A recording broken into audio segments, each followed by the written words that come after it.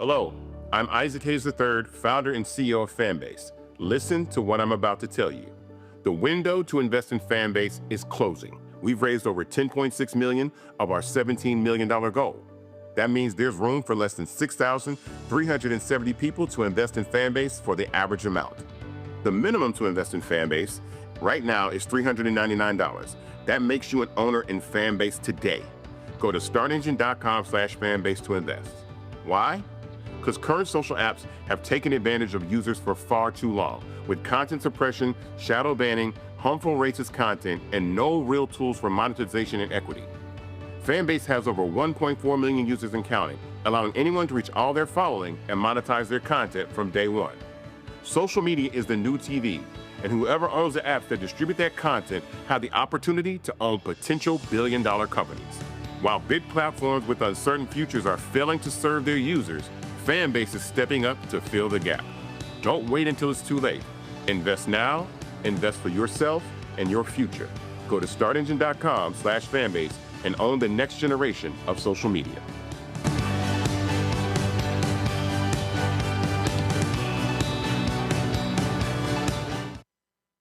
Folks, Black Star Network is here. Oh, no punches! I'm real revolutionary right now. Support this man, Black Media. He makes sure that our stories are told. Thank you for being the voice of Black America, Roland. Stay black. I love y'all. All momentum we have now, we have to keep this going. The video looks phenomenal. See, there's a difference between Black Star Network and Black-owned media and something like CNN. You can't be Black-owned media and be scared. It's time to be smart. Bring your eyeballs home. You dig?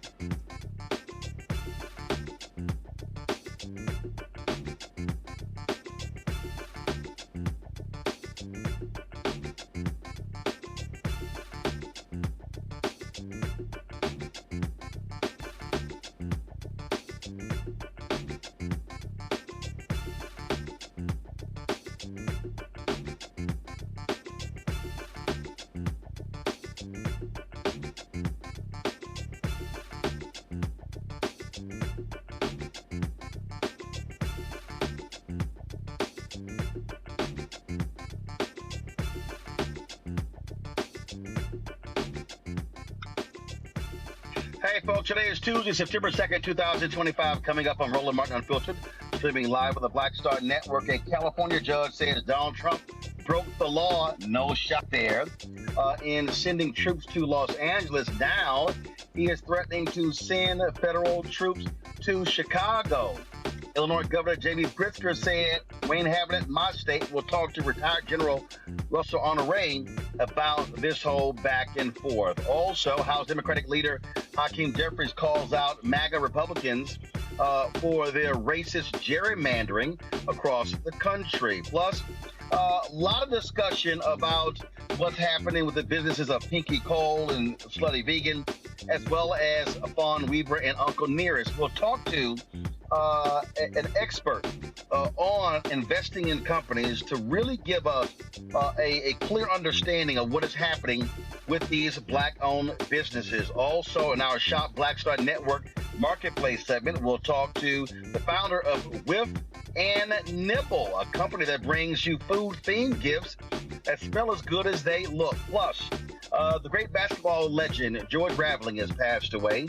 And wait till I tell you about his unique tie to Reverend Dr. Martin Luther King Jr. and his I Have a Dream speech at the March on Washington for Jobs and Freedom. Folks, it's time to bring the funk on Roland Martin Unfiltered. On the Black Star Network, let's go. He's got it. Whatever the miss, he's on it. Whatever it is, he's got the scoop, the fact, the find. And when it breaks, he's right on time and it's rolling. Best believe he's knowing. Putting it down from sports to news to politics. With entertainment just for kicks, he's rolling. It's Uncle Roro, y'all. It's Roland Martin, yeah.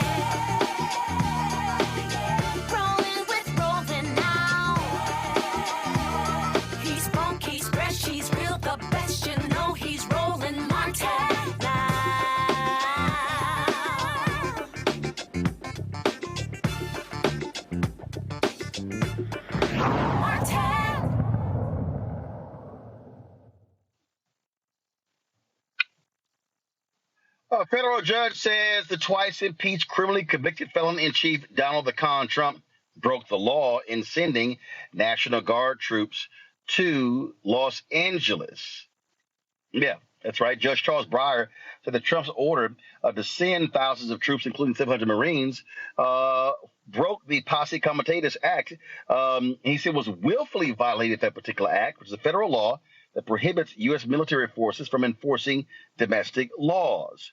The federal judge rejected the Department of Justice argument the deployment was necessary to protect federal property and personnel, emphasizing that the Posse Comitatus Act prohibits the president from using the military as a domestic police force without congressional approval. Now, while this is going on, Trump, of course, continues to see the same thing in Washington, D.C. You got Mayor Muriel Bowser said she has no problem with these federal law enforcement officers being in, and National Guard being in D.C. indefinitely. Now, Illinois, that's a whole different conversation. Illinois Governor J.B. Pritzker blasted Donald Trump today when it comes to what they say is good information that he plans on sending federal troops there. And in fact, at an Oval Office news conference, Trump said point blank he was going to send troops to Chicago. He would not say when. On Chicago, though? Well, we're going in. I didn't say when. What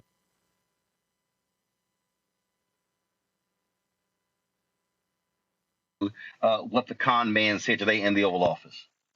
Mind up on Chicago, though? Well, we're going in.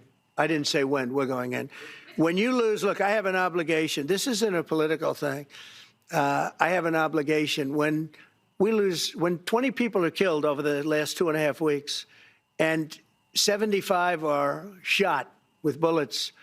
So let me tell you a little story about a place called D.C., District of Columbia, right here where we are. It's now a safe zone. We have no crime. It's in such great shape. You can go and actually walk with your children, your wife, your husband. You can walk right down the middle of the street. You're not going to be shot, Peter. You're safe. Everyone likes you anyway. They probably wouldn't do it. But it's so dangerous. And there are people in this audience that you've suffered greatly.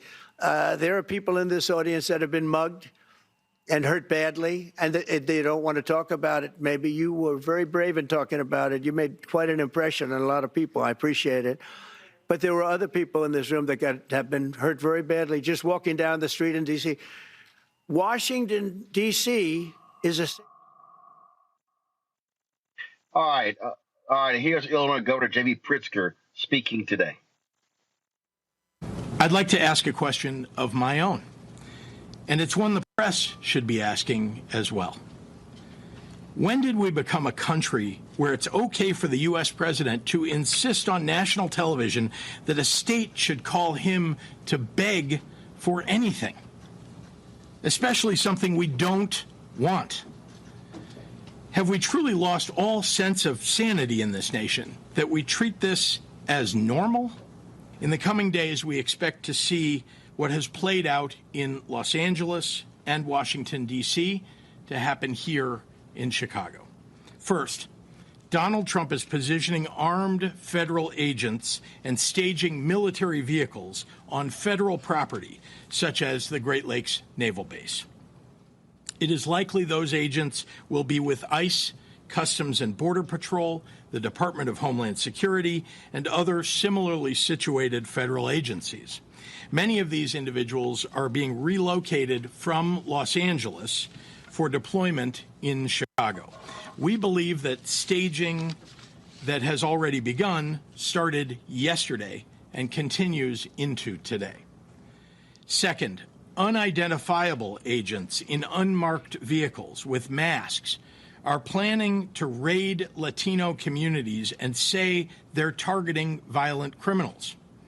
As we saw in Los Angeles, a very, very small percentage of the individuals they will target will be violent criminals. Instead, you're likely to see videos of them hauling away mothers and fathers, traveling to work or picking up their kids from school. Sometimes they will detain, handcuff, and haul away children. Folks, joining us right now is retired Lieutenant General Russel Honoré. Glad to see you, Doc. Let's get right into it. First and foremost, what do you make of the use of the National Guard as a pawn by Donald Trump for D.C.? Now he's threatening Chicago. He's threatening of course, the judge's ruling is Los Angeles. Well, what do you make of this? Well, I think a lot of it is performative. I do look at D.C. is different than Chicago because they're federal control with the Home Rule Act, and the president has the authority to basically take over D.C. government if that's what he and the Congress decide to do. That being said, D.C. has a good police department. It's undermanned, and it has a good mayor. And $1 billion was cut out of his budget this year to maintain D.C. law and order and infrastructure. So we've got a dilemma going on there. I think when the president speaks about crime, he also talk about deportation is an underlying fact. And they picked out a lot of people and deported them out of D.C.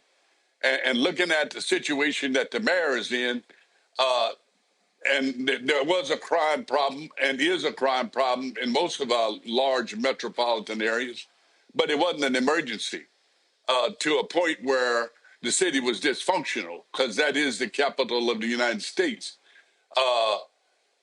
The federal agencies shouldn't have taken an invitation or an order from the president to go in and help the mayor of D.C. Clean up the crime on the street crime. But it shouldn't have taken a request from the mayor to say, hey, you got to give me more judges. The judges are busy, and we can't get the courts to work effectively to try those people. But we're in a dilemma here, Roland, when it comes to crime. Crime is a problem. We know the cities, and they're all not blue cities led by Democratic governors, mayors.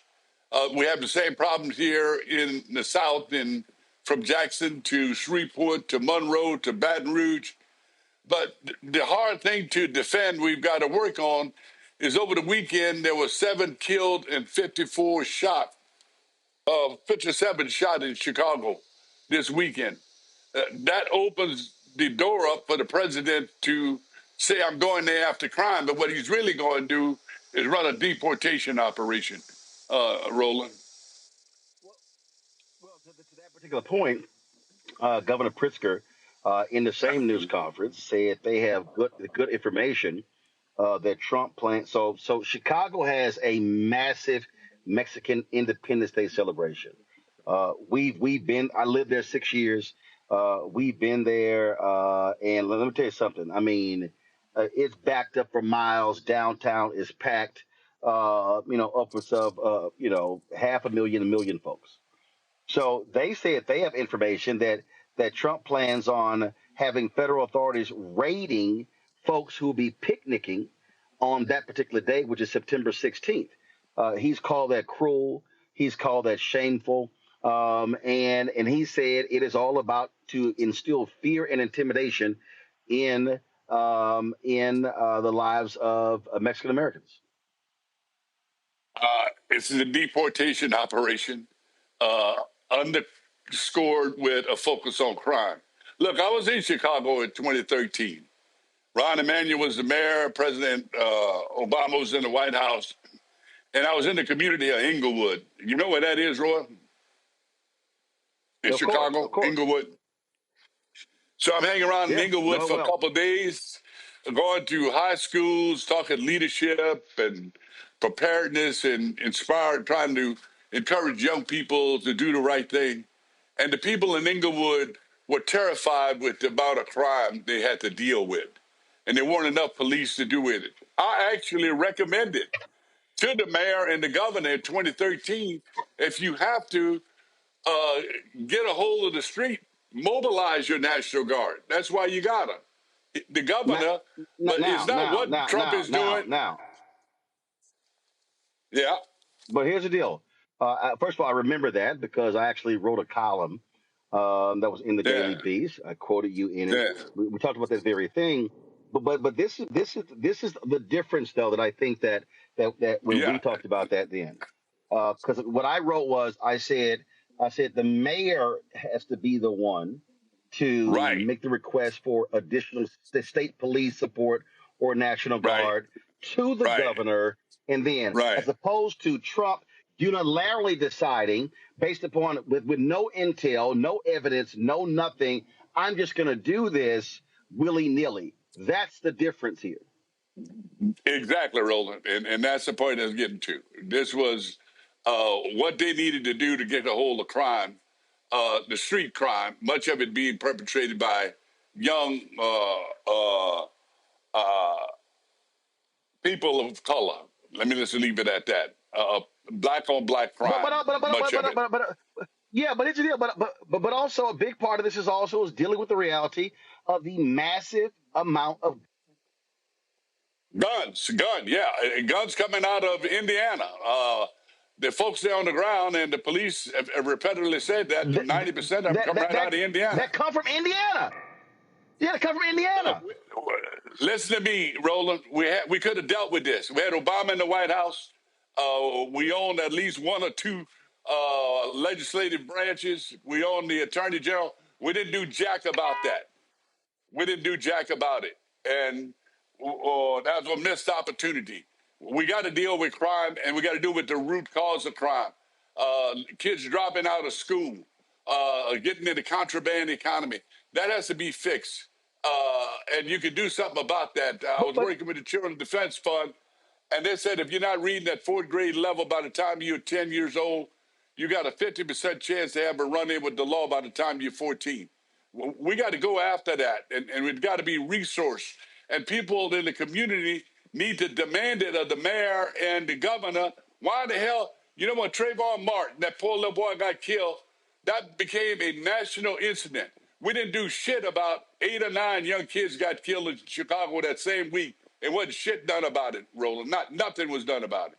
But here's the issue that we face, and again, I'm gonna tell you about a meeting at the White House when Trump was there the first time. He's meeting with TV anchors.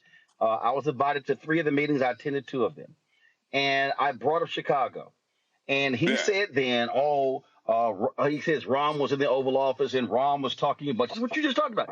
Ron was talking about education, jobs. He's like, no, Rom, that's not going to fix the problem. That's not going to fix the crime problem. And I'm sitting there going, yeah. If you talk to any police chief, they'll tell you you have to confront that. The reason it's down in Baltimore is because of that. The reason it's down in other places. The reason it was down in D.C. is because of that. Now, here's the problem. Republicans don't want to fund that stuff. But see, so what they want it both ways. They want to complain about crime. White folks, that tickles their ears and gets them excited, but they don't want to deal with the root cause of crime and to make the level of investment you're talking about. Yeah, and I remember that time there was a beer company moved to Chicago with about 300 jobs. They gave them billions of dollars of tax break to bring in about 300 jobs as opposed to investing on their own people. We got a dilemma going on here that's got to be cleaned up. And our messaging is not clear, and our audio and our video is not matching, Ron. We got to clean up the crime, but the way President Trump is going about it, what he's doing and what he's saying, fighting crime, is deceived as a deception, as a deportation operation. And it's not just about crime. It's domination of the blue, the major cities that are controlled by Democrats. That's what he's going after. That's the issue he's making for the next election, for his follow-on for the midterm. Make it about crime. But this is a deportation operation, and he's captured the news with it. But inside these cities, why in the hell the people in Chicago are not protesting today with 7 dead and 57 shot over the weekend? Why in the hell they ain't raising hell about that?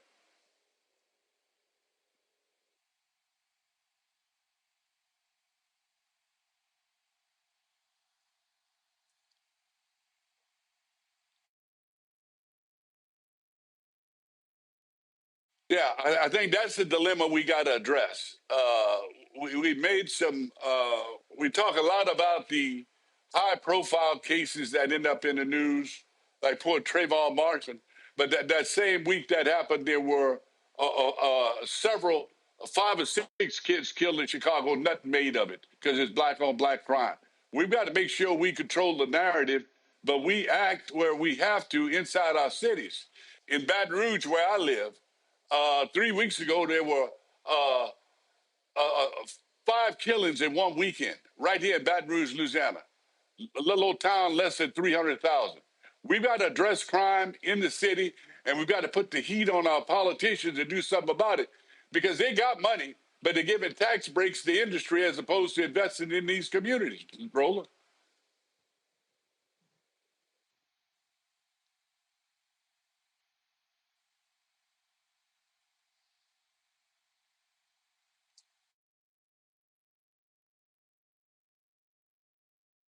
Mustafa Ali, how are you, sir?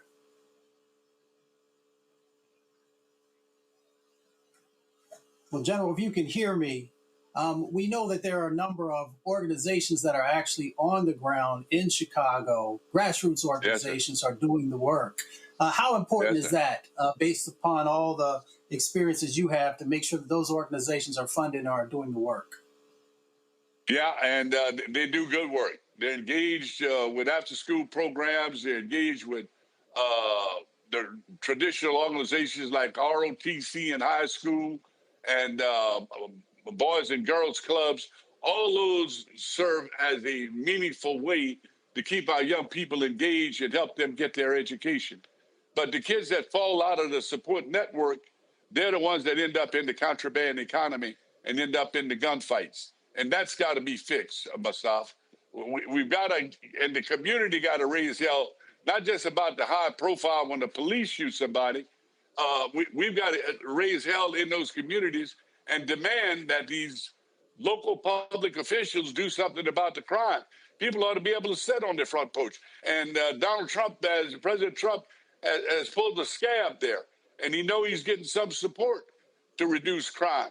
But at the same time, we know also, I believe, that this is an undercover deportation operation and not just about crime. Because if it was, he'd be going to Jackson, Mississippi, and going to at Shreveport, Louisiana, inside of Speaker Johnson's area of operation in Monroe, and deal with the crime. Yeah. I remember after Katrina, how you came in, stepped in, got everything kind of moving in a proper direction, made sure that folks had dignity and respect, and how you were handling the operation.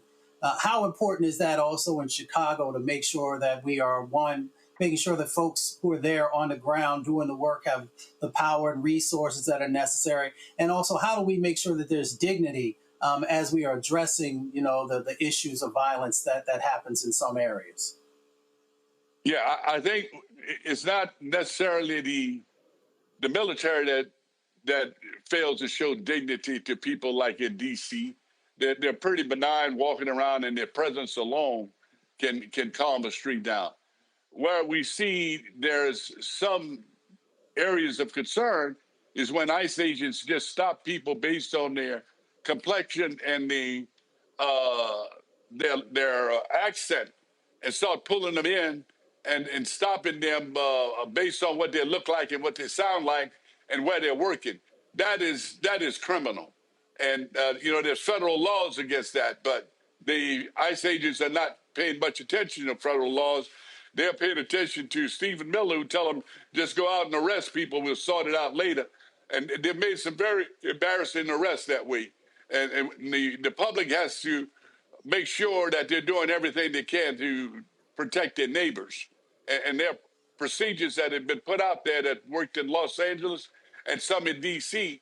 to alert people so innocent people are not being picked up and taken into ICE detention centers. General Honoré, how are you today? This is Larry Walker. How are you?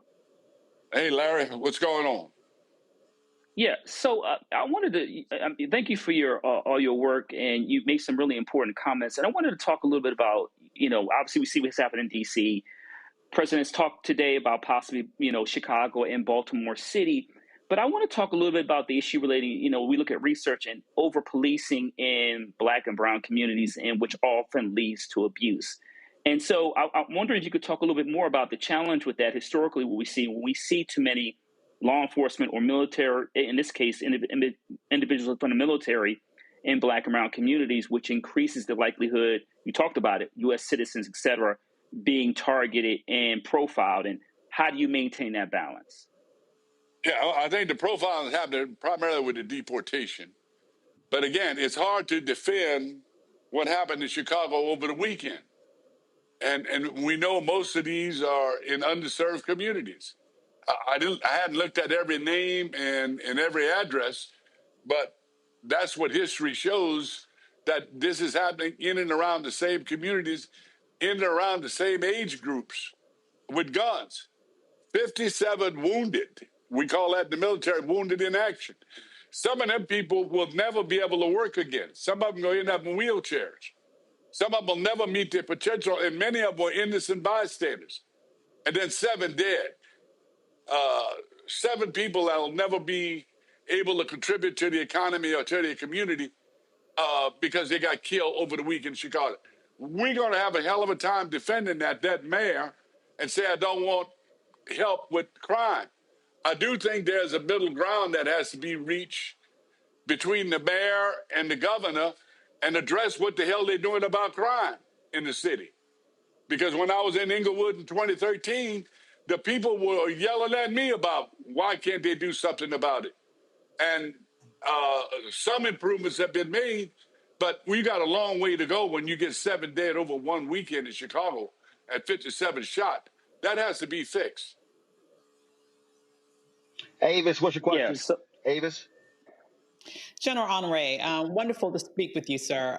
You are an icon of leadership, and we've talked about the need for holistic strategies to address the issue of crime. But I'd like your perspective on leadership. How important is that? And what type of leadership do we need in order to make a meaningful impact on this issue? Well, we got to walk the talk, and we got to resource it. Let's talk about the city of New Orleans for a minute. They're like 500 policemen short. And let's talk about D.C. I think they need another 2,000 police, as we talked about. That has to be resourced. And that's done by city council and by legislatures in some cases, as in the case of D.C. If you want to deal with crime, more police help, more after-school programs, more enforcement of kids dropping out of school when they're 14. It's a holistic approach and ability to train them in jobs, because if they can't get a job, they're going to end up in the contraband economy, and that's when the shootings start. It has to be a holistic program. But as a party, as the Democratic Party go about this, we've got to address how and what we're going to do, and it's got to be resourced. As I said, at the time I was in Chicago in 2013, there about that time, the city and the state was giving billions of dollars to a company to move to Chicago, a beer company, as I recall, and they were underinvested in Inglewood, and the Chicago police was short.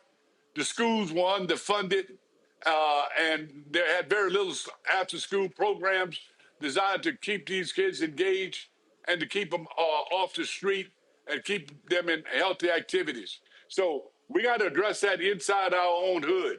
We got to look in the mirror and figure out this is not just Washington causing this problem. We got to figure it out at the municipal level and demand, as I recommended to the D.C., that while this is going on, demand those other 3,000 officers you need. Demand that those court seats get filled. Demand that you get the money to be able to maintain the city. Use this as an opportunity to get federal resources. But what the president is doing is not what he's doing, is how he's doing it, disguising a deportation operation that's going to deport a lot of minorities under the rubric of crime. And at the same time, the city and the governor of Illinois has to address crime. It can't be just about don't come here. They've got to figure out how the hell they're going to tell the people in Chicago what they're going to do and how they're using their resources to address the shootings and the wounded people every weekend in Chicago. All right, General Russel Honoré, we truly appreciate you joining us today's show. We appreciate it. Thanks a lot. Keep it alive. Thank you, Roland. All right. Thank you very much. Folks, I got to go to a break. We'll be right back. Rolling work. Hopefully, I will be in the studio soon. Traffic in D.C. has been utterly insane. Literally 45 minutes to go 8 miles. That's how crazy it is. So, going to a break. I'll be right back. Coming soon to the Black Star Network. I have name recognition, but I tour more than any rapper. And it's a lot of overseas stuff. And it's like I'm going all over I've been to 80 countries in my lifetime. And sometimes I'll do interviews with people and they be like, so what you been doing? Like, what you been doing? You know what I'm saying? Like, I just came back from Belgium and Brazil and South Africa. What you been doing? Right.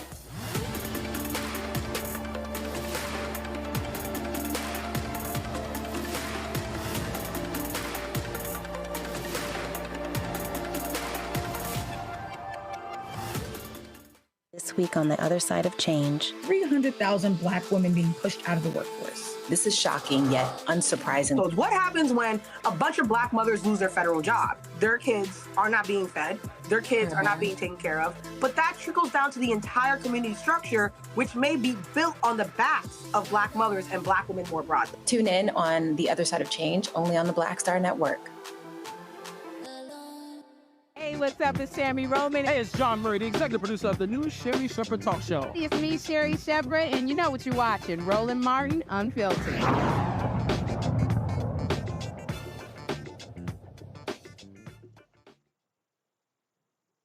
All right, folks, welcome back. Let me bring in my panel here, and I want to stay in this conversation because, Larry, you heard the general say it's not what Trump is saying, it's how he's saying. Let's be real clear here. This is politics. This is not about crime. What Donald Trump is doing here is using this as a wedge issue, knowing full well when you talk about fighting crime that pose well with Americans, especially white Americans. And so he is talking to a base. What he is not trying to do, what he has no desire to do, is to have a holistic, comprehensive approach. What he wants is the TV show. He wants the show of force. That's what he wants.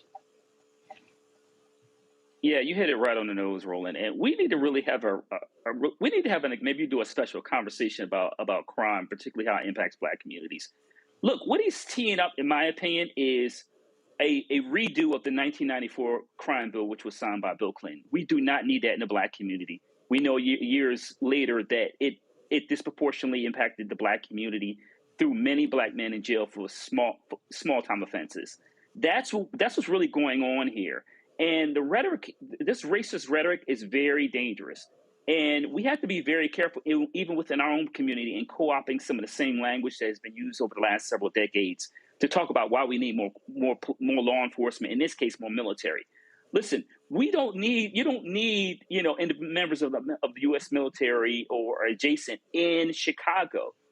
The point we know from research, we need educational social services programs to make sure young people have access to resources and can get jobs after they graduate. We know this. There's decades of research on this. But once again, you're right, Roland. This is about playing to middle America, white middle America, and this idea that, you need more police officers to hold Black folks accountable when a lot of the issues are rooted in redlining, not investing in educational systems in Black and brown communities. We know this from the research. And, as a Black man, I certainly don't want law enforcement members of National Guard in my community, and they're not trained to police. So what we're going to have is what we see is more Black and brown folks being targeted, many people being falsely arrested or arrested for these minor offenses. We cannot afford to go back to 1994 crime bill, Roland. But here's the thing that we have to recognize, Ava, is that is really, really, I think, critical here.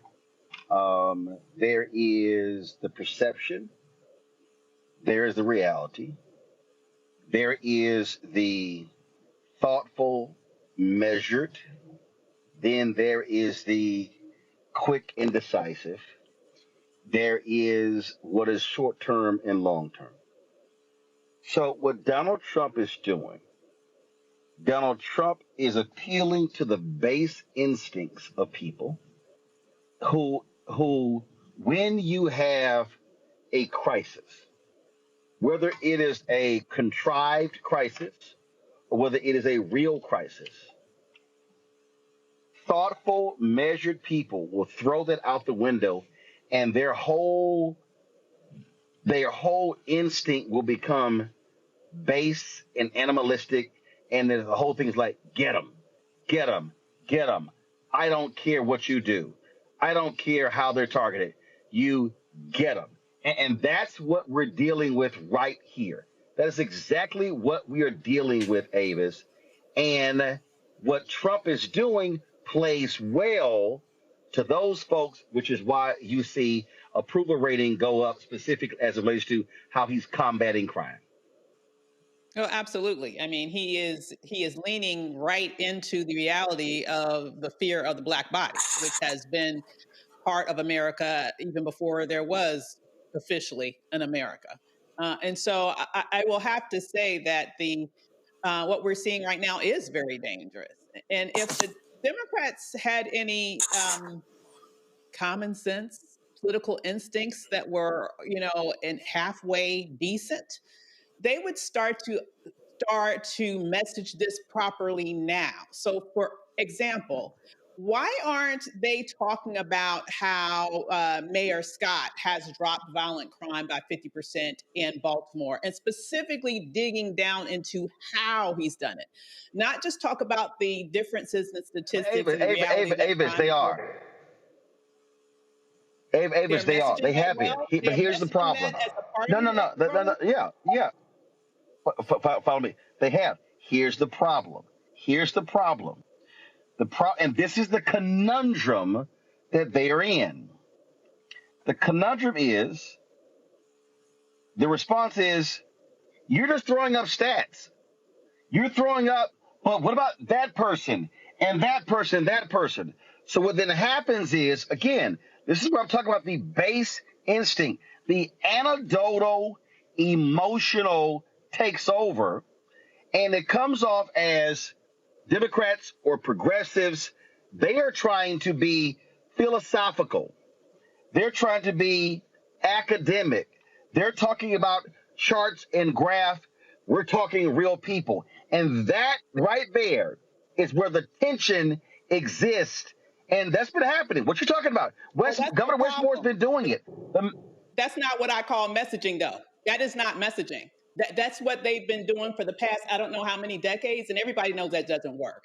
Okay? So that is the problem. They don't know how to message. Message is not a soliloquy of statistics or reciting something that sounds like a dissertation or some statistical machinations. That is not messaging. Messaging is really understanding how to present phrases that are memorable, that let people understand what is the thing that you need to focus on now. It is a political malpractice that the fact that they are showing statistics and only talking about statistics is the problem. That's what I'm saying. There needs to be more of a discussion with, for example, the mayor of Baltimore and some other spaces that we've seen to really get to the root of what are the real strategies that are working, and then developing messages around those solutions, which is not merely just talking about the statistics that the crime has dropped. That's the problem right there. That's not a message. But here's the deal, though, Mustafa. The mayor of Baltimore has been doing that. Governor Westmore has been doing that. Mayor Brennan Johnson has been doing that. Pritzker has been doing that. But again, they can do that all day, but as long as media is framing it in a different way, then that's what's going to rule. So what Avis is talking about, those individuals have done those very things. But what resonates in media is the visual and the show of force. And Mustafa, we got to put it out there, it's also very difficult when you have the mayor of D.C. saying, oh, crime, Because of this, crime is way down. We welcome it. We want more of it. And so now, all of a sudden, it's, well, wait a minute. Bowser loves it. Why shouldn't you? Yeah, and I saw Avis's face also, so I know she got something to say about Mayor Bowser. You know, I mean, we got to be very careful, right? So we can't be co-signing on these people's foolishness. And, you know, we know what are the programs that actually work. If you spent any time in community, you've got to be able to bring forward, you know, those best practices, those successful things that are being driven by a community, but you also got to have a platform to be able to get that out. So the reality of the situation is that folks are losing sort of the PR war on this. When I was on an airplane, there was a gentleman sitting next to me. He hadn't been back to DC in probably 18 years, but he was talking about, you know, the military coming in and what a great idea it was. And I leaned over and I said, well, when's the last time you've been here? Because the information you're getting is not true. Let me walk you through what DC actually looks like. Yes, there are pockets of you know, trouble, but that is not the reality that's out there. But all he was getting was what the media has been feeding him. When I was in Uber, driving through New Orleans, there was a gentleman from Brazil who had never been to DC, but he was telling me about all the challenges that was happening there and how happy he was that there were these actions that were going on. So when you're losing the PR war, even when you have great work that's going on, even when numbers are going down, then it makes it very difficult. And then, of course, when you have elected officials who are also signing off on this misinformation and disinformation, then it just creates, you know, a very tough set of dynamics to be able to actually get the traction that's needed. So we are in a very precarious situation right now. And that's why you got to have networks and other places where people can bring forward the truth. And people just, you got to keep feeding it to them all the time, because those folks who have their own agenda are going to continue to tell lies, and they're going to reframe everything. So it's going to be a tough road to move forward down with the current tools that we have and the way that things are being framed. Roland, can I jump in for a second? I want to add something really quickly. Go ahead. Yeah, go ahead. I'm sorry, who did you want? Oh, you want me to go? All right, let me just really quickly, Avis, I'm sorry. Roland, we have a serious misinformation loop, and you hit on that. The other thing that I think we need to be really honest about is that people believe these racialized stereotypes and misconceptions. They believe them, and they believe that Black and brown people should be punished. So and we've talked a lot about this on your show. So we should be clear. This misinformation is directly connected to these racial stereotypes and the belief by some populations in this country that these groups should be punished regardless of the historical challenges they've encountered. That's exactly right.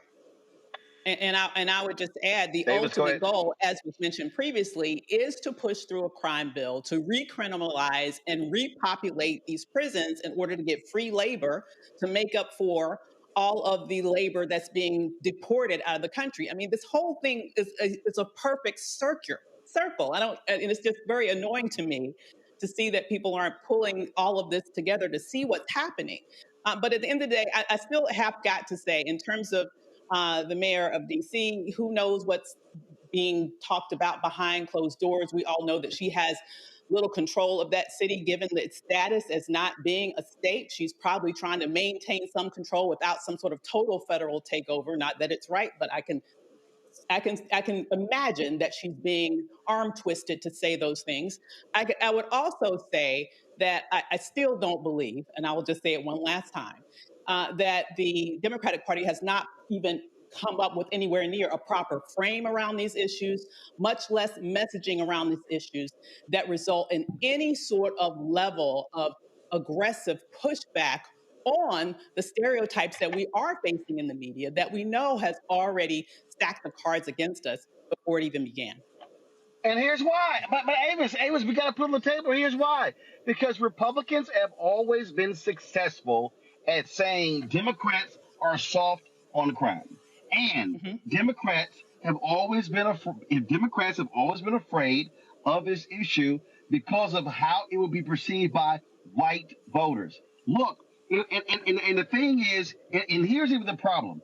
So what then happens is when you take a morning no, or we'll call him that's Morning Joe, and then when they look at stats and when they talk about how black people feel about crime, they have no nuance. They go, oh, well, you look at the polling data, African Americans, but they don't understand for black people, it's the nuance. Do black people want low crime? Yes. Or no crime? Yes. Do black people want a police presence? Yes. But what they don't want to do is being beaten by cops, being attacked by cops. That's never a part of that conversation. And so this has always been, I mean, this goes back to Nixon. Nixon in 68, it goes back to every race. Crime, the issue of crime is always a winner with the American public, especially white voters. Indeed, it has always been. And what's really sad is, it's also something, as you mentioned, the Democratic Party folds. They completely fold when we get to this issue. And all they do is kind of say, oh, yeah, me too. And that's when you lead, and that's what leads to things like we've seen with what's happening in DC right now. And I think, and to me, that's why we're seeing a lot of very timid pushback in terms of the Democratic Party, because they don't want to offend white voters. They don't want to further alienate white voters, because they know that they are perceived as being, quote unquote, soft on crime. And this is why it's so necessary that they understand and start to be more aggressive around not only reframing this issue, but also talking about the fact that this is a distraction from the larger issues of what's going on in this country that is impacting people in every city and state with regards to the economy. And quite frankly, the entire loss of democracy as we continue down this road of the federal takeover and creating police states all across this nation. We are really focusing, I'm tired of the Democratic Party acquiescing the agenda to the Republican Party. They have no sort of leadership when it comes to really determining what is the state of conversation in politics. Their entire strategy is to react to whatever Beelzebub is doing in the White House, instead of trying to figure out how do we start to frame a narrative and start to be able to be aggressive in our dictation of what is actually happening in this moment, so that we can talk about those issues that we know are important to the American people, rather than continuously trying to have some mealy-mouthed response to whatever Donald Trump decides to do on any given day. But here is again the struggle you got to own up to and accept. And this is the issue, Mustafa. We keep talking about narrative. Hey, how you doing? You keep talking about narrative, but who controls narrative? Media. And when media is dominating, when Trump is dominating the media cycle, that's how the narrative is controlled. So you can try to control the narrative, but who sets the narrative? Media does. Yeah. Well, one, that's why the Black Star Network and others are so incredibly important, because you got to balance it out with what the truth actually is. And, we've unfortunately seen, especially over the last, 7 months, that they really don't have an interest in being able to say, no, that's not true, and here are the facts. So you're going to continue to see some of that dynamic going on. It's just interesting, because I'm all over the country. I know where crime is happening. I know the states where crime is happening. I know it's in New Mexico, Louisiana, Alaska, Tennessee, and Missouri are the top 5 in our country. We know who are running 4 of those 5 states, but nobody ever wants to talk about that. Nobody ever wants to talk about the crime that's happening in Appalachia, where there's a very small population of folks of color. But we continue to allow people to reframe what's actually going on. That's not to say that there is not challenges that we have to address inside of some of our urban cores, but we need to actually have an honest conversation, and folks just aren't interested in doing that. And Avis is right, because the Democratic Party has had opportunities to actually make the investments, has had the opportunity to actually make sure that the places and spaces that needed the resources and needed real attention, sometimes that did not necessarily happen. So we've got to change a whole bunch of different dynamics. So yes, this misinformation that the Trump administration continues to pump out, is in alignment with what their sets of goals are. But we have to think, past that, to be quite honest. We've got to address that, but we've also got to get ready for these sets of opportunities that will happen in 2026 and 2028. And what is the message around what real people are asking for across the country? And again, release the Epstein files. Last point I make here is very simple on this, and that is crime is always going to be a potent issue. But we also have to recognize for Donald Trump, what is it that he does not want to deal with? He doesn't want to deal with Epstein. And that is an issue that Democrats, he's driving them crazy because it still comes up. So the question then becomes, tomorrow, when you have Congressman Thomas Massey, and Congressman Ro Khanna, you're going to have 10 of the Epstein victims. The question is that going to get significant play by national media on tomorrow? And so that's the question we're going to be looking at. And so we'll see that. All right, we're going to go to a break. We're going to come back more Roland Martin Unfiltered on the Black Star Network. Don't forget to support the work that we do. Join our Bring the Fuck fan club. Your dollars are critically important to our work. And that, of course, so you can, of course, contribute via Cash App. Use the Stripe QR code. You see it on the screen right here. If you want to see the link, go to RolandMartinUnfiltered.com. Check your money order. Make it payable to Roland Martin Unfiltered. Send to P.O. Box 57196, Washington, D.C. 20037-0196. PayPal is R Martin Unfiltered. Venmo RM Unfiltered. Zelle Roland at RolandSMartin.com. Roland at RolandMartinUnfiltered.com. We'll be right back.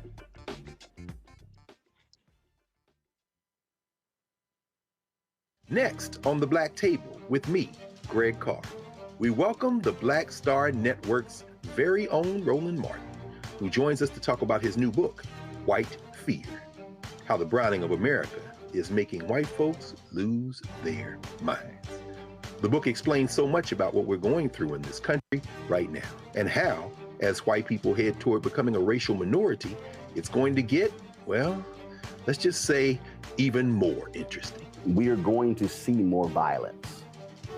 We're going to see more vitriol, because as each day passes, it is a nail in that coffin.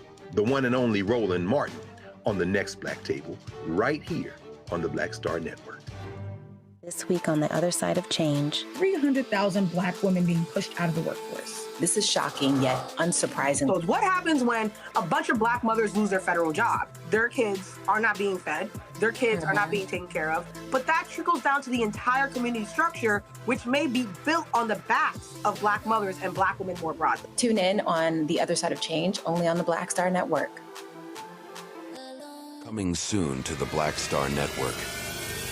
I have name recognition, but I tour more than any rapper. And it's a lot of overseas stuff. And it's like, I'm going all over I've been to 80 countries in my lifetime. And sometimes I'll do interviews with people and they be like, so what you been doing? Like, what you been doing? You know what I'm saying? Like, I just came back from Belgium and Brazil and South Africa. What you been doing? Right.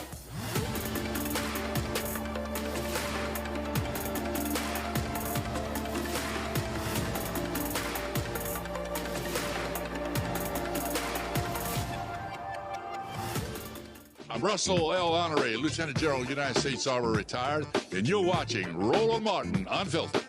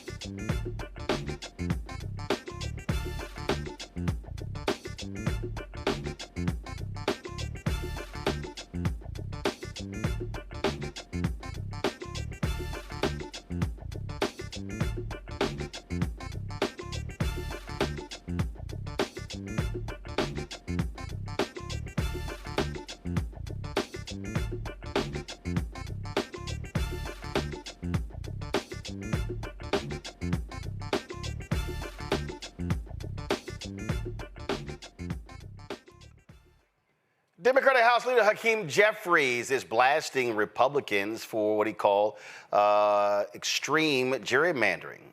That's right. He had a news conference today talking about the very issue and its impact on the country. Here's some of what he had to say. House Democrats had a very active August district work period.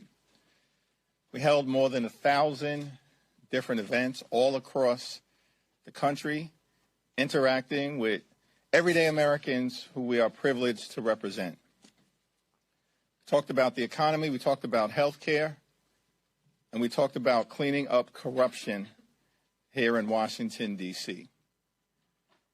In this great country, America has become far too expensive. The cost of living is way too high. Donald Trump and House Republicans repeatedly promised to lower the high cost of living on day one. They have failed. Costs aren't going down. They're going up. Inflation is going up. Electricity bills are skyrocketing. Everyday Americans are being hit with increased health care premiums, co-pays, deductibles, and prescription drug prices. Housing costs have not gone down. They continue to go up. America is too expensive. The one big ugly bill remains deeply unpopular. In town hall meeting after town hall meeting after town hall meeting, House Republicans were unable to defend their signature so-called legislative accomplishment.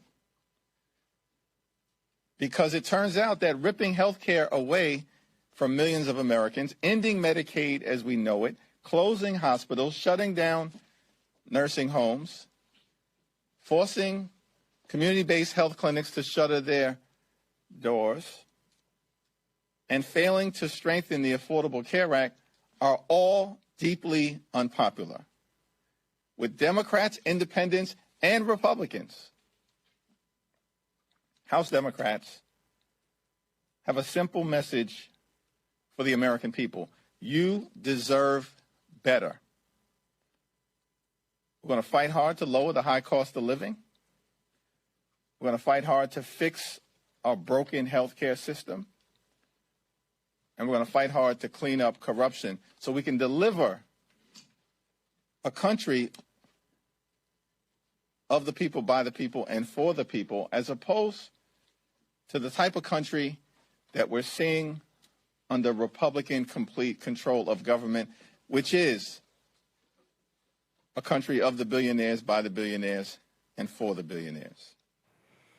All right, so let me go to my panel. The conundrum that Democrats are in right now, Mustafa, I'll start with you, is that leadership wants to talk about what you just heard.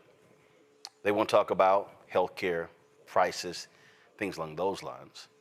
But the base is talking about how Donald Trump is a threat to democracy, how he is a dictator, and the actions that he's taking. So you have Democratic leaders who are saying that, oh, those things are distractions. But they're not.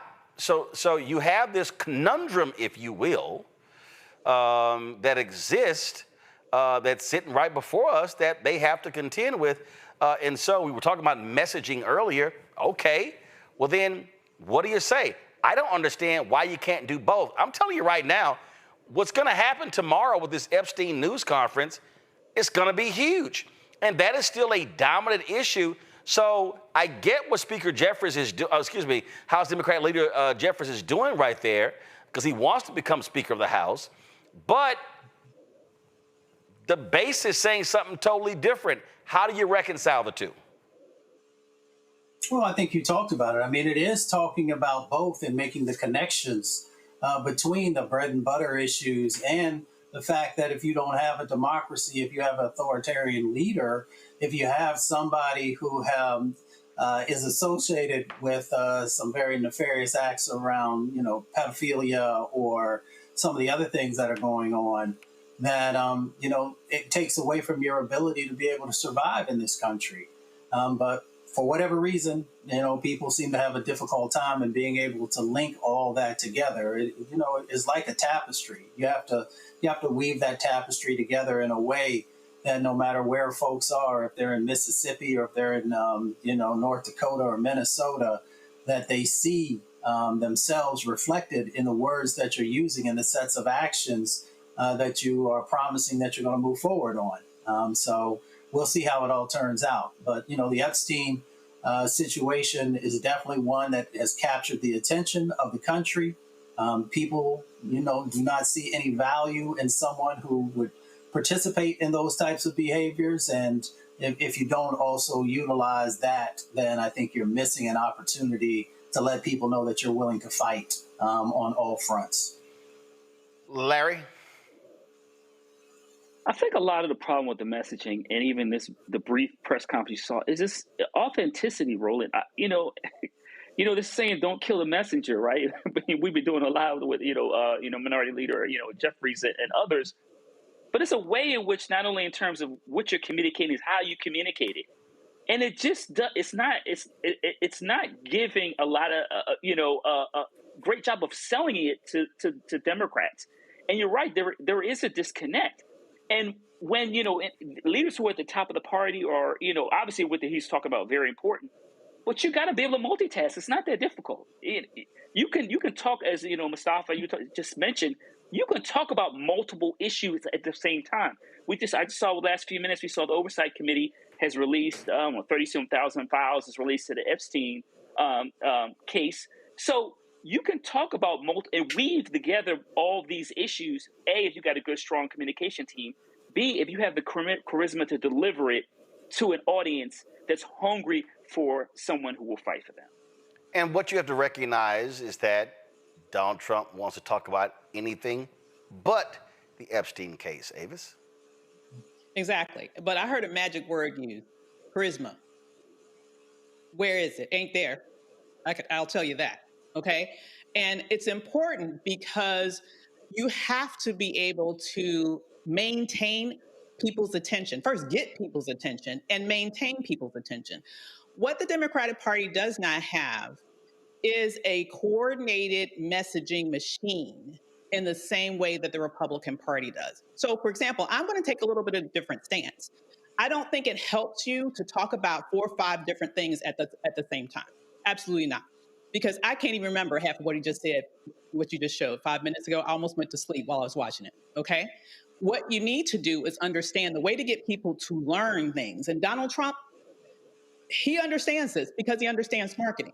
The human brain learns by repetition. And what the Democrats need to understand is figure out what one thing do you want to talk about right now and hammer the hell out of it. Now, I agree with you. If they were smart, they'd be talking about Epstein right now, especially in this moment, and hammering the hell out of it.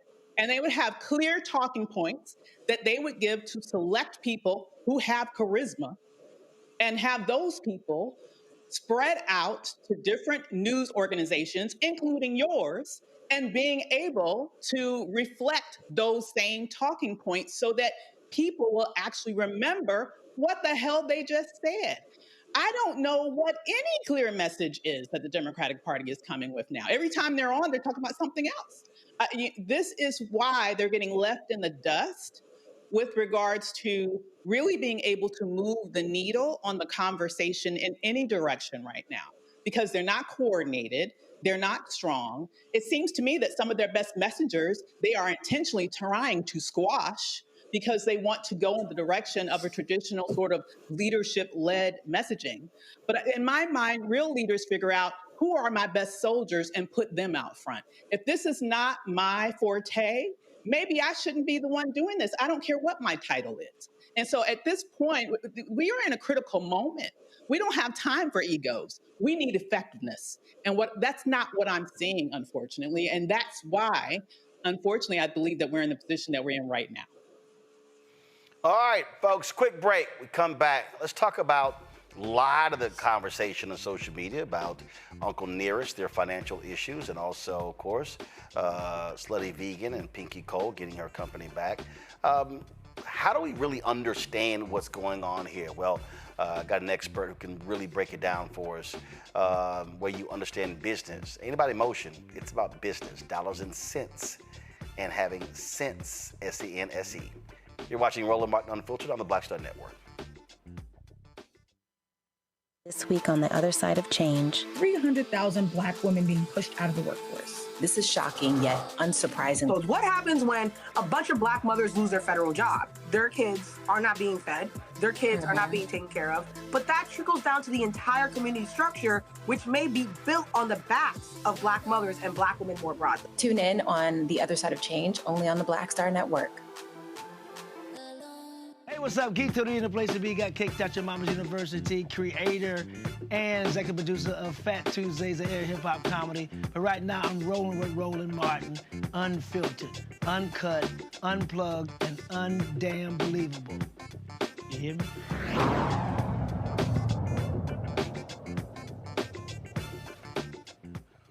Folks, Uncle Nearest, named after the enslaved man of African descent, a distiller who really contributed to the creation of Jack Daniels, has emerged as one of the fastest growing whiskey brands in America. Got numerous awards, most valuation of $1.1 billion in 2024, but company's got some major issues. And that is a federal judge in Tennessee recently ordered Uncle Nearest to enter receivership following a lawsuit from one of its largest lenders. Not just that. Pinky Cole has been very public talking about how she regained her company, Slutty Vegan, after they went out and had investors and raised millions of dollars, and all of a sudden the company went through all kinds of significant issues. So let's deal with this, because I've seen a lot of different comments on social media. Oh, the white folks trying to take the company from Fawn Weaver, and oh my goodness, black girl magic, Pinky, keep doing what you're doing. But we have to understand this is a business conversation. And too much of the discussion, I believe, has been emotional driven.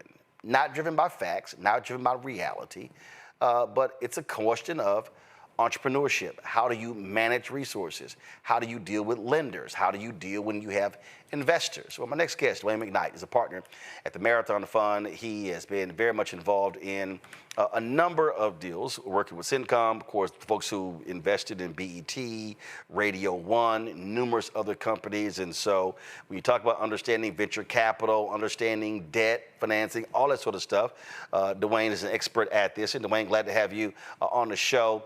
And I wanted to frame it this way, Dwayne, because I just believe that, let's just be frank, it's a lot of people who don't know shit about business, who don't know nothing about business, and they react emotionally when they see these stories and not really understand all the stuff that goes behind it. So let's just deal with Uncle Nearest, all right? So they go to court. Their largest lender, they've been loaned almost $110 million. They've never been audited in terms of an official audit. They get this loan, and now all of a sudden, the lender is saying, hey, we got problems. We got issues with how many barrels you estimated, what do you have, all different things like that. So here's the first question. When a lender decides to go public with a lawsuit, does that typically happen after there's been lots of behind-the-scenes conversations? Do lenders, want to be that quick to take somebody to court? No. I mean, in general, you would hope that there were some conversations going on while things were sort of going, in the wrong direction. So there are different kinds of lenders, though. So if you're talking about a bank, they're going to perhaps act one way versus a private lender. A private lender typically would have more flexibility in terms of how they manage those kinds of situations than a bank will, because a bank obviously has government oversight. They have to make sure that their capital requirements are reserved for properly. And so you might have a little less of a rope there if things start to go the other way. But yeah, there should always be some level of discussion going on with your lender, and it's incumbent really on the founder or the entrepreneur to initiate those conversations and make sure that relationship is a strong relationship in the event something like this goes awry.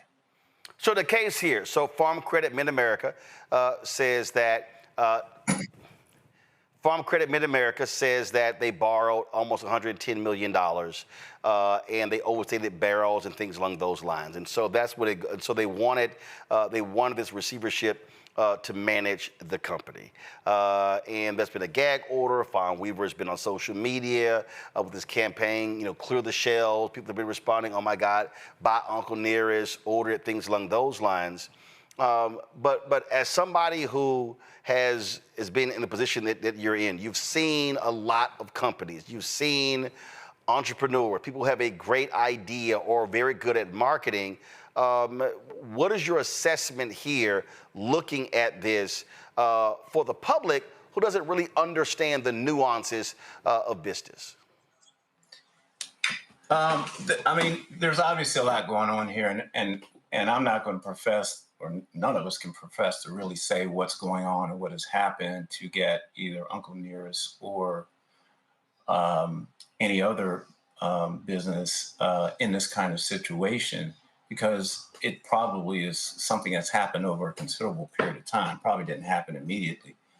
Because first of all, according to Farm Credit, they've been defaulting on loans since January of 2024, which is more than 18 months ago. 18 months. Yeah.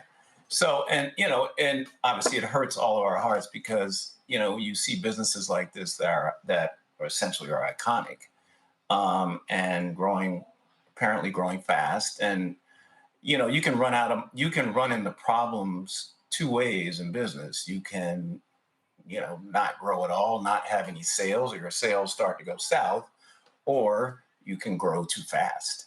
And when you're growing fast, especially if you leverage, which a lot of companies do, you take on leverage, and then your margin of error shrinks considerably. And so you really need to think about when you're going to scale, because we talk about first-time entrepreneurs, but we really need to talk also about first-time scalers. Like, you could have been an entrepreneur before, you could have run a business, but you may not have been in a business that was scalable or that you attempted to scale. Hold on, I want to hold you right there. Again, for the purpose of watching and listening, who doesn't understand, we talk about scale. That's saying, okay, you know what? I got a product, it's in 5 stores. And then all of a sudden, we're going to be in 100 stores. Or we're going to be in 400 stores. Oh, our product might be in several grocery stores, and all of a sudden we're now going to be in 1,000 Walmarts. So now all of a sudden, you're now producing more product. Now you need more capital to produce that. It's a whole lot that goes into that. And yeah, people love to say, boy, I would love to have my product in 1,000 Walmarts, in 1,000 grocery stores. But once you do that, you're now operating at a whole different game, because that's capital intensive, and you're gonna need millions and millions of dollars to be able to support that type of expansion or scale. Right. Yep. And the faster you're growing, the more cash you're going to need, and the more your working capital is going to be stressed. So your receivables are going to go up, your inventory is going to go up, all the things that drain capital. When you see the sales numbers going through the roof, but for some reason your cash is disappearing. And so you really should take your time to plan before you decide to scale. I mean, the lesson here, you've got to really plan. And a lot of founders don't come from business backgrounds that have very successful brands. Some are just very good at marketing. That might be their main forte in terms of being able to exploit a marketplace. And, these brands of Uncle Nearest and as well as Slutty Vegan have been tremendous in terms of their appeal to the consumer, to consumers out here, especially African-American consumers. when you have that kind of situation, the sense is that you really want to, catch lightning in a bottle and go as fast as you can. But you really have to step back and say, okay, I've never done this before. I'm in this situation now where I really need to take my time and seek out advisors. I mean, private capital advisor. I sort of put myself in that category. There are others who not only provide capital, but they also work with you for quite some time beforehand to map out a plan and map out how you want to go about this in a way that will minimize your capital outlay. First of all, what kind of debt to equity sort of combination you want to put in place to create that growth, because that's really important. The more debt you put on a company, the more vulnerable it is to these kinds of situations if you have a blip or if you grow too fast. So there needs to be that sort of planning going on between you and your advisors or advisor before you even start down this road, and start allowing your instincts, your marketing instincts, to kind of run away with the business. Now, I'm not going to say there aren't lenders out here that you have to be aware of. We all have heard the stories, but we don't know all the things that happen in this case. But this is regardless of that. You really need to sort of have this plan in place and be able to think about, a 6-month plan coming out the chute once you borrow money, and look at your operations inside out and make sure, obviously, you have the right people. You got to have great people. Now, right there, I want to stay right there because you say great people. This is the Lynchburg Times, and this is what they reported. 2 new documents obtained by the Times on Sunday and filed in the Eastern District of Tennessee on Saturday assert that a now terminated Chief Financial Officer, Michael Senzaki, acted alone in significantly overstating the company's whiskey barrel inventory, an act that allegedly secured a $24 million credit increase from Farm Credit Mid-America, the plaintiff in the civil lawsuit. The filings describe the move as fraudulent and emphasize that neither CEO, Fawn Weaver, nor other executives had knowledge of the inflated numbers. Now, you talked about, again, management team, people who are handling it. I was talking to one investor who said the first rule of any entrepreneur is you watch the money.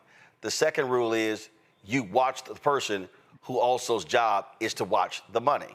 And so when you see this affidavit file where the CEO, Fawn Weaver, says she nor any other executives were aware of the inflated numbers, does that scream a red flag in terms of being on top of your business and not having one person who's dealing with a lender when, hell, they're the CFO, but they ain't the owner? Right. Yeah. Well, I mean, again, I don't want to comment just based on what we're reading from the outside, because it could be a whole lot more complicated than that, or it could be something totally different. But yeah, you want to have internal controls. I mean, that's part of when you go on this journey. You got to make sure your accounting is solid, and your information flow, your workflows within the company allow you as an owner to see everything in a snapshot. And today's tools, I mean, there's all kinds of tools that are used in business to be able to give you that sort of functionality. And you've got to think about it ahead of time. You've got to put those things in place ahead of time, because once you get in a fire and the business is coming left and right, you're not going to have time to really put those things in place.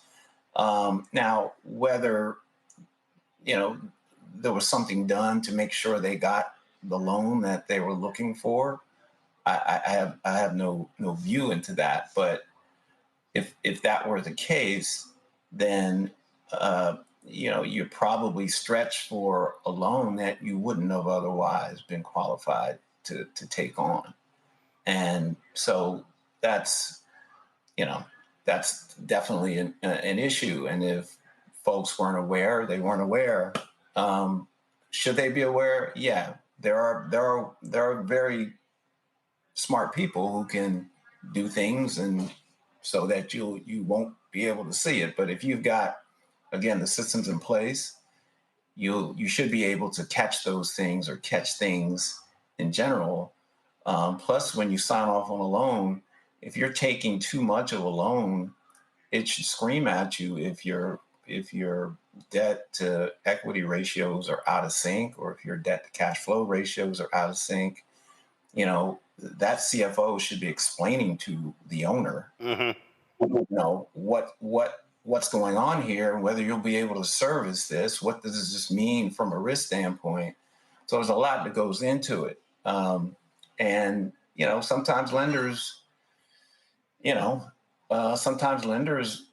can't rely on them to always be able to do the right thing, because not all lenders are good at underwriting themselves. Many of them overreach in terms of putting money into a company. But if they were looking at an inventory list, the question would also be, what did they do to ensure that the information that they were getting from the CFO actually correct?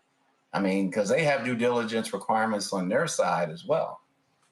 So here's this is the Forbes article, how slutty vegan founder Pinky Cole nearly lost her business. In the article, they talk about how she had the business. All of a sudden, it went out, raised $25 million. Among the people investing was, Richelieu Dennis of Essence, his New Voices Fund. You go to my iPad, please. Shake Shack's Danny Meyer. They took 25% stake in the company. And then all of a sudden, at the raise, they just start opening the stores. Again, your whole point about scale. And then all of a sudden, she says she looks up and realizes, oh my goodness, there were problems. And that's what, and then all of a sudden, she says she lost the business. And then all of a sudden, she says right here, cash flow issues. I cannot raise any more capital to grow. And she says, my corporate overhead was $10 million. I was profitable at the unit level. I did double-digit millions last year in revenue. But when you look at my balance sheet, there's a lot of debt there. And because the market is so volatile, people really don't want to just expend their money in situations like this. I've been fighting for my company for a whole year. It got to the point where I was paying $80,000 a week in payroll on my own. And then, again, talking about that. Is this a perfect example of what you were talking about? That you got a business, you go out and raise money, and then you try to expand. They were opening stores in New York and Baltimore and here and here and here.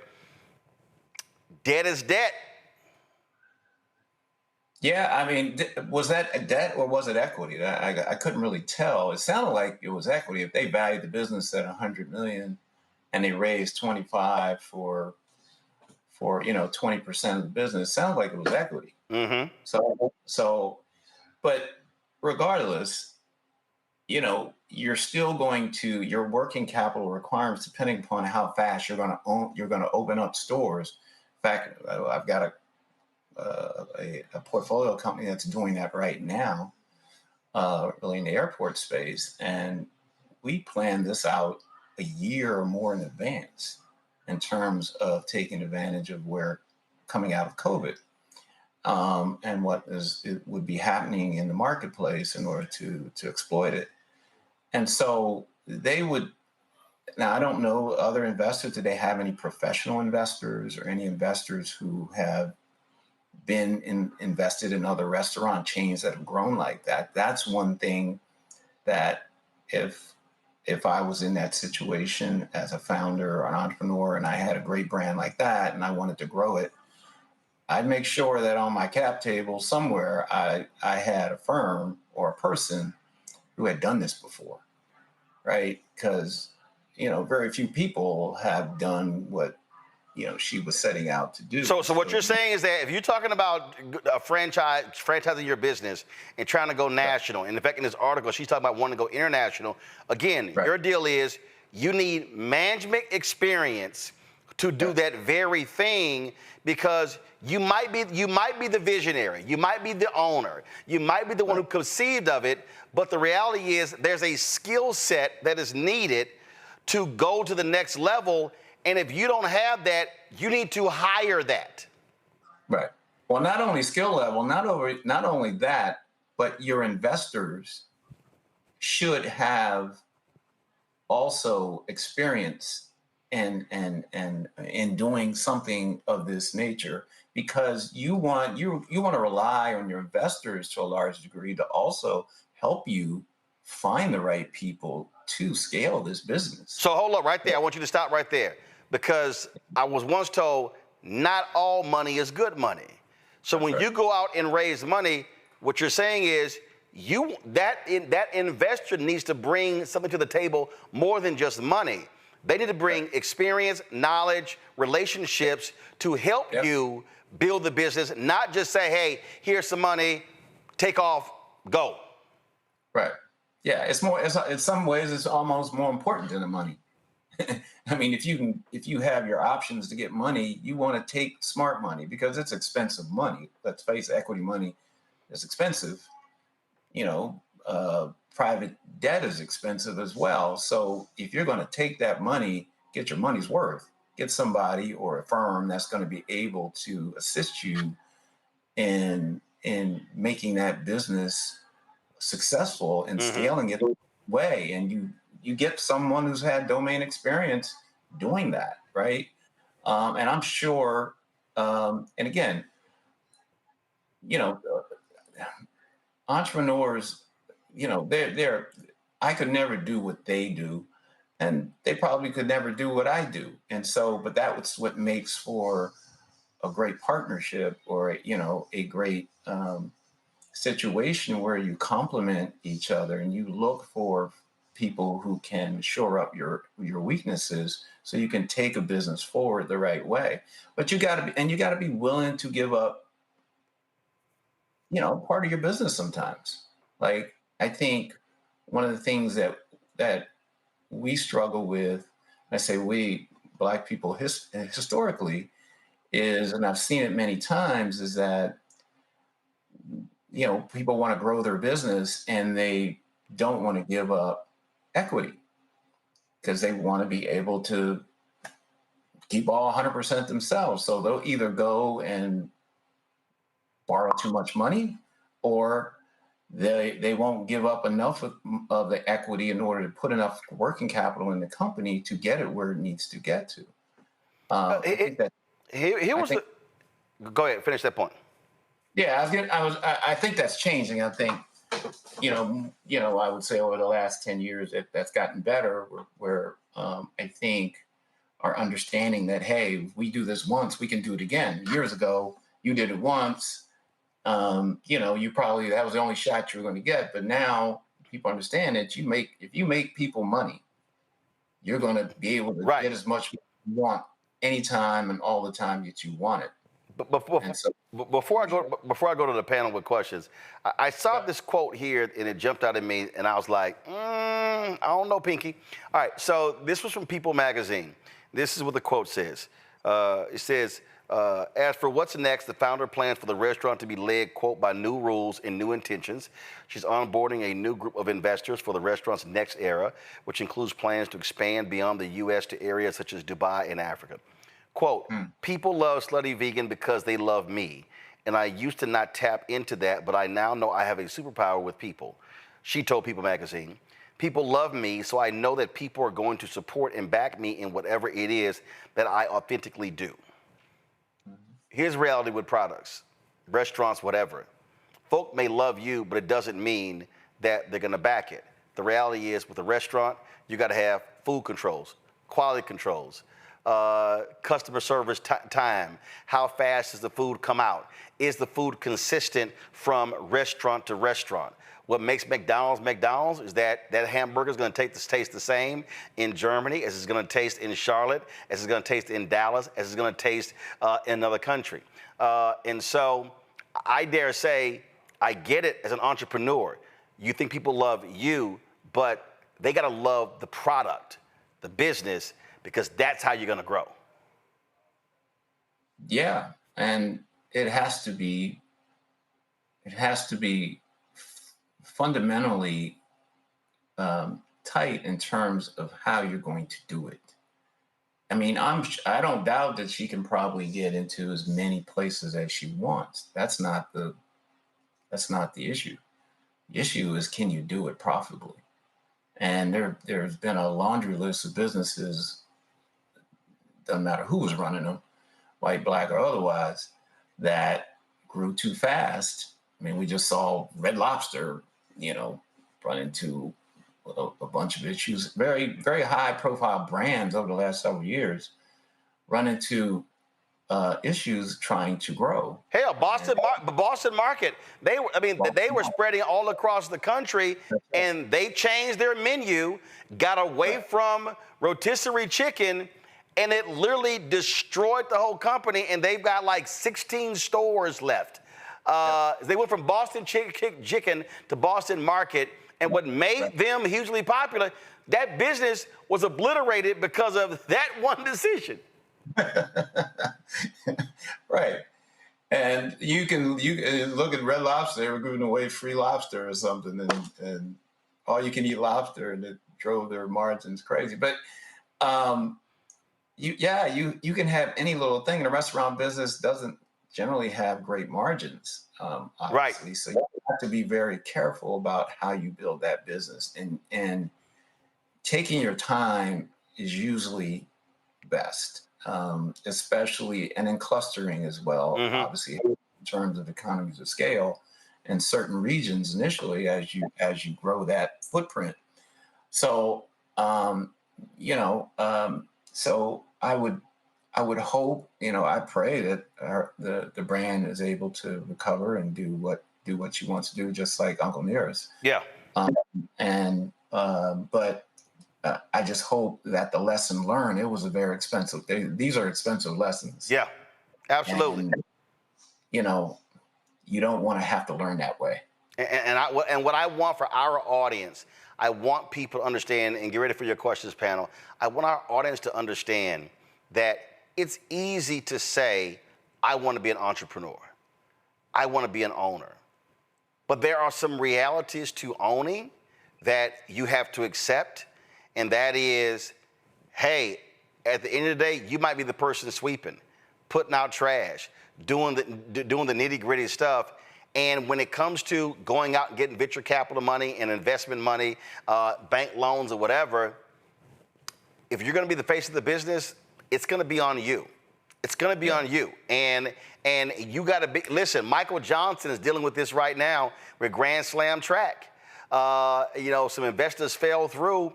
But people are like, no, bro, we're looking at you.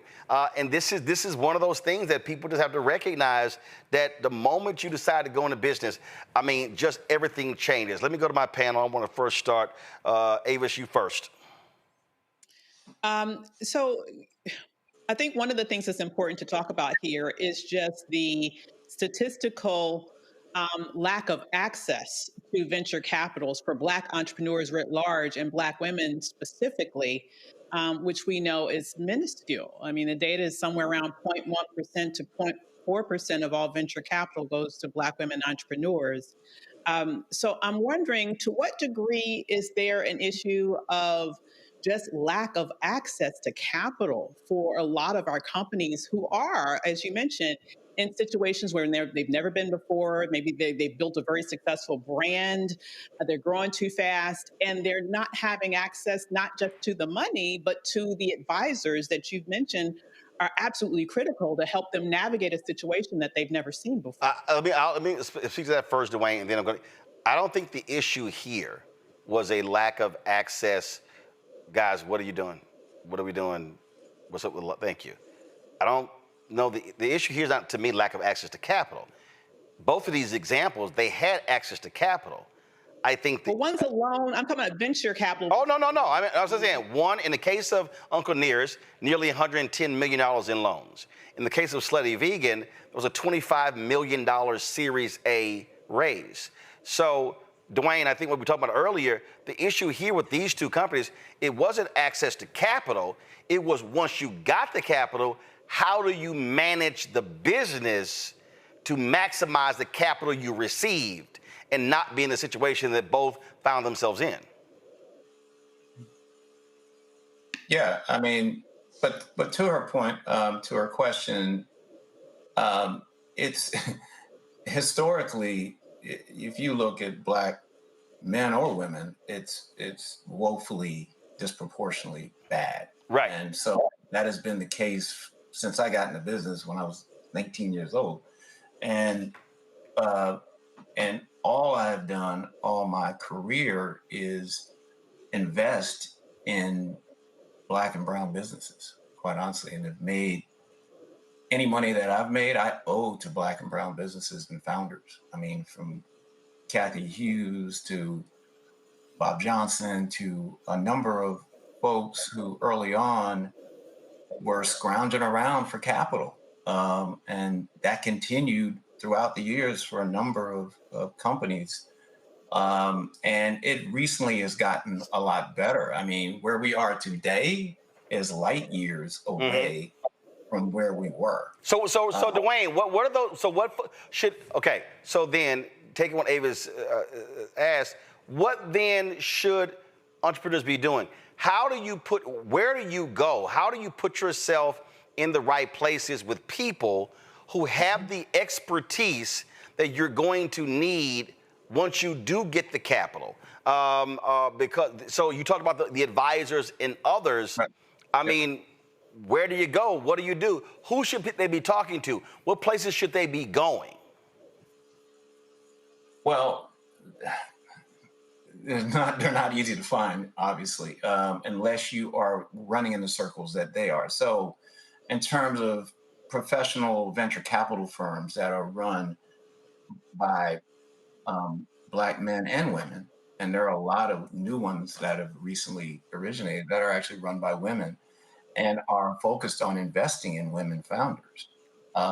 There's probably at least 20 out here now that part of their thesis or their main thesis is to empower women, to scale businesses. Now, not every business is meant for venture capital. And so that's one of the things that you first got to figure out.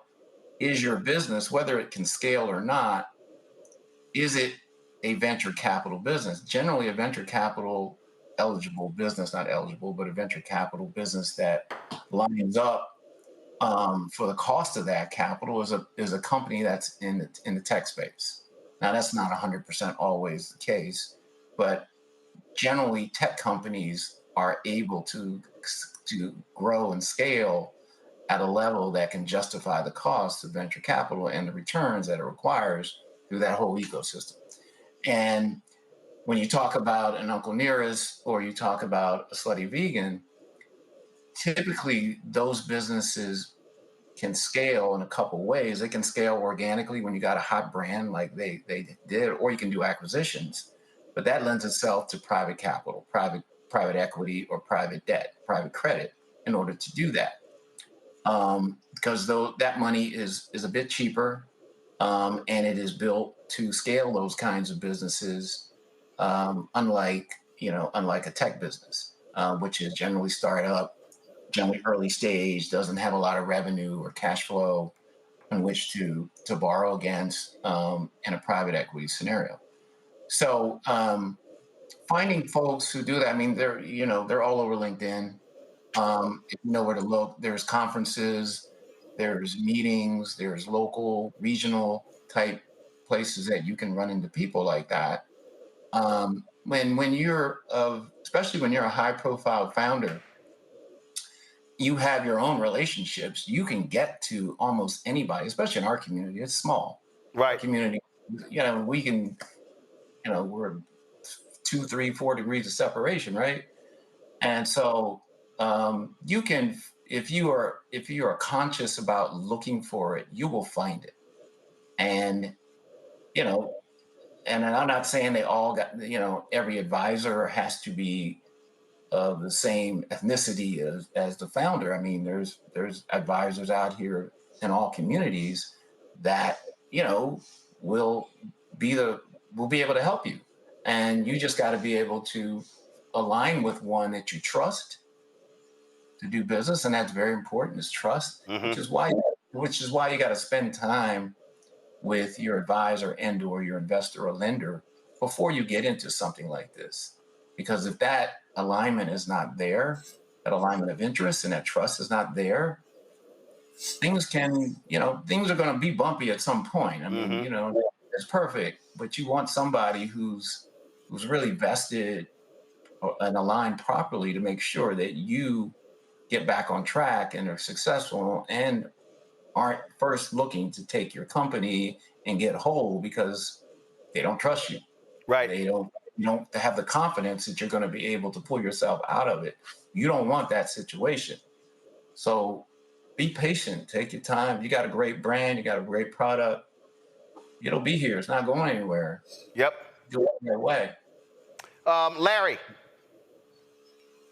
Yeah, this has been a great discussion. And I want to talk about, we talk a lot about things like the old boy network, right? And one of the things that comes with that is these relationships we kind of been discussing, and not just access to capital, but, being able to reach out to people who can mentor you, give you feedback. And I'm wondering, as it relates to, we talk a lot about the lack of generational wealth in the Black community because of racism, and what role it plays in Black community and Black entrepreneurs, particularly like the two brands we talk about have taken off, and the challenges of not having access to individuals who, for multiple generations, know what it's like to run these, large businesses, to expand, et cetera. I'm wondering what are some of the challenges as it relates to that kind of like familial or institutional knowledge that, we don't see in the Black community. Yeah, I mean, you're correct. You have a lot of first and, maybe second generation businesses that even have the prospect. And then when you narrow it further, the ones that have the prospect to really scale and become what we call a unicorn in our business, or something that is substantial. The people that you can call on or, be able to rely on for that just in our community is small. But if you got a business, if you got a business that makes sense, you've got a business that crosses all the T's and dots the I's in terms of its potential, you should be able to professionalize it and be able to go to professional investors anywhere. Now, you're not going to get the same kind of audience you would potentially if the investor was Black, or at least the ethnicity or the gender, I should say, that would understand you potentially more than someone else. Because venture capital is about 80%, personal relationship. And so you want to be able to relate to someone and in a way that will, first of all, get you to trust them, and secondly, to align interests in the right kind of way. And we haven't created enough of these businesses in the past, enough professional businesses in the past, professional venture firms in the past that have been around long enough to have gone through a number of cycles with a number of different companies to offer what so-called mainstream investors have been able to have. They've had a very long lead time. And so it takes a while to get that sort of expertise in our community.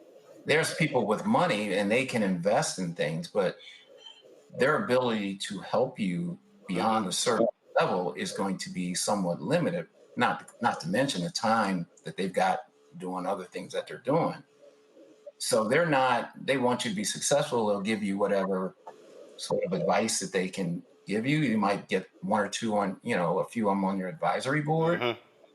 But what you really need in your business is professional capital, and professional capital that is aligned with your interests and is on the same wavelength as you are as how to grow this to where you want to go to. If you don't have that, right, it's going to be it can be very, very difficult. Now, obviously, there are certain people who have done it on their own, and we know who they are.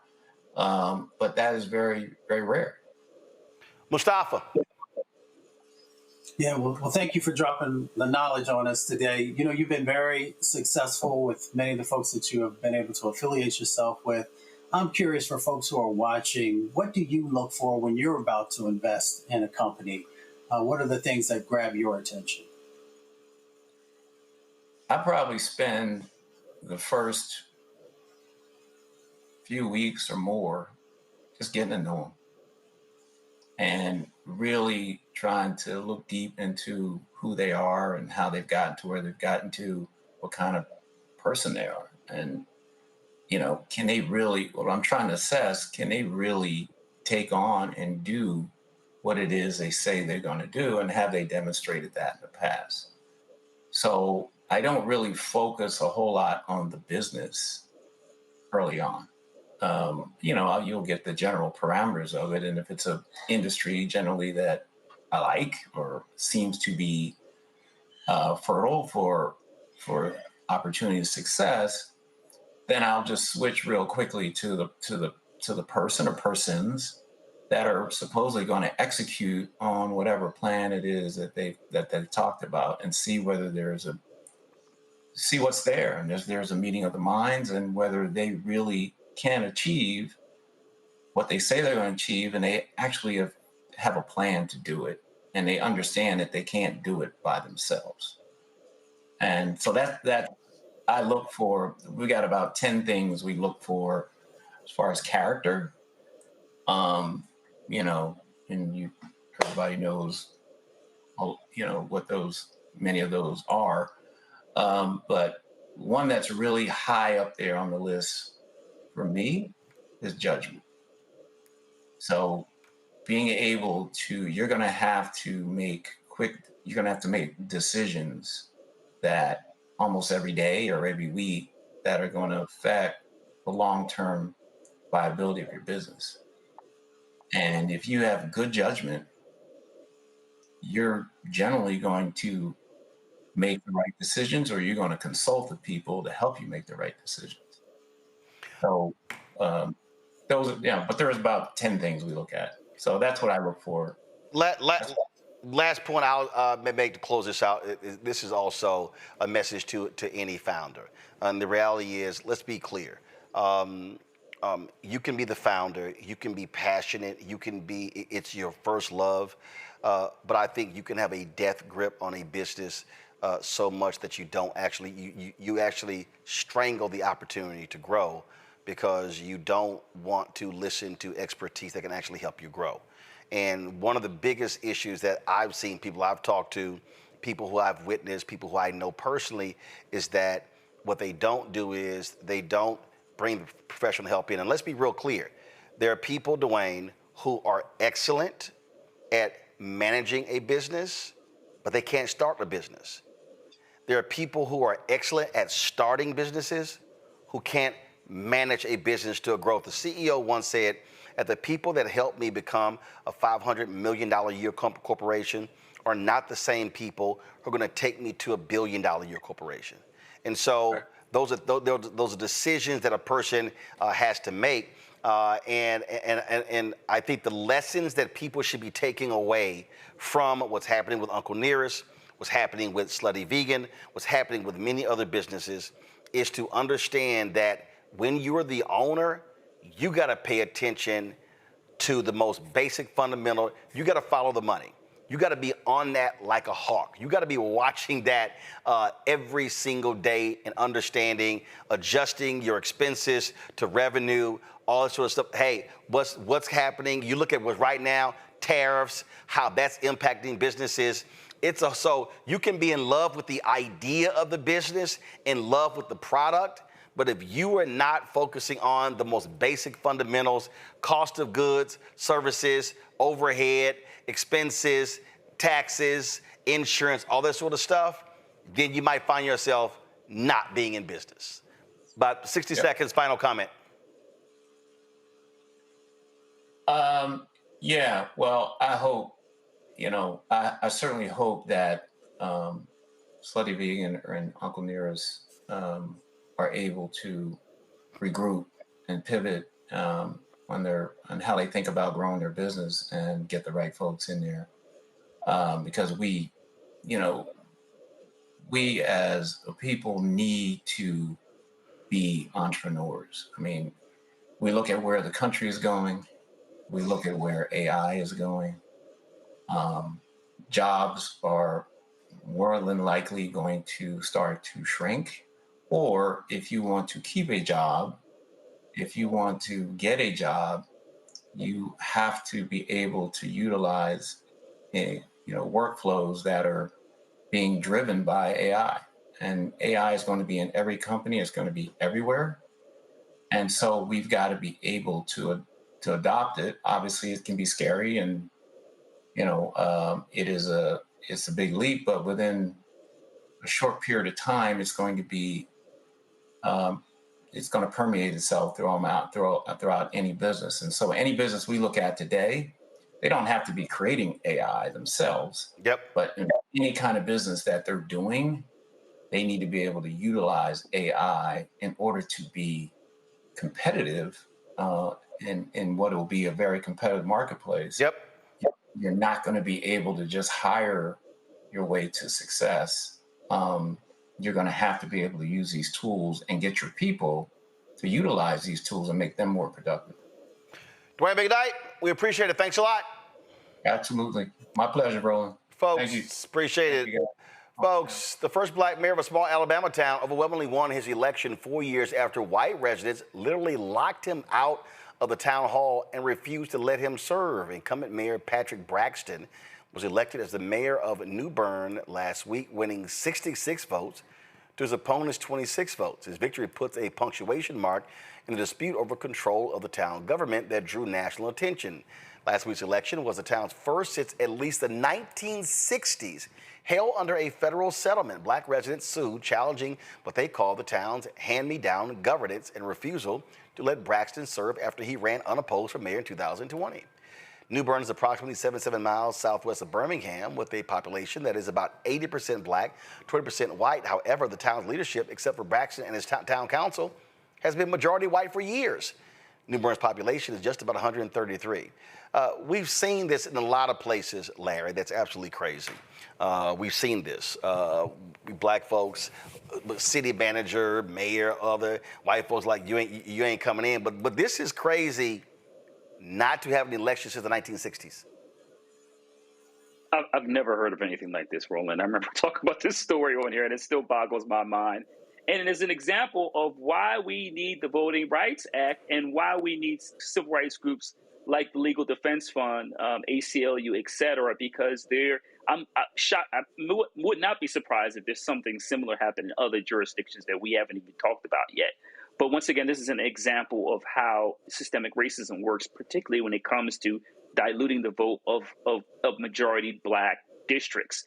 And so this is why we need to make sure at the federal, state, and local level that we make sure that every vote counts, particularly in the black community, historically been disenfranchised, and support, in individuals like this, towns like this, and by working with civil rights organizations and other entities to make sure, like I said, black folks' votes is not diluted. Absolutely. All right, folks, the University of Cincinnati, black students are stepping up after university support for the African American Culture and Resource Center ended under the new Advanced Higher Education Act, also known as Senate Bill 1, which bans diversity, equity, inclusion initiatives.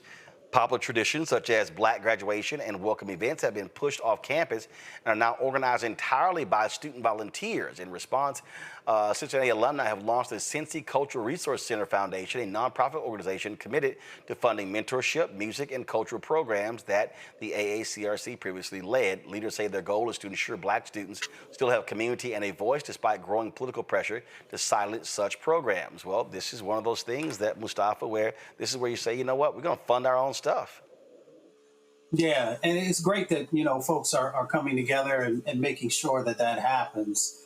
But I'm also one, since I was a former athlete, that I also believe that the voices of the folks on that basketball team and the football team also need to make sure that they're letting people know that these types of actions by the school, are not okay.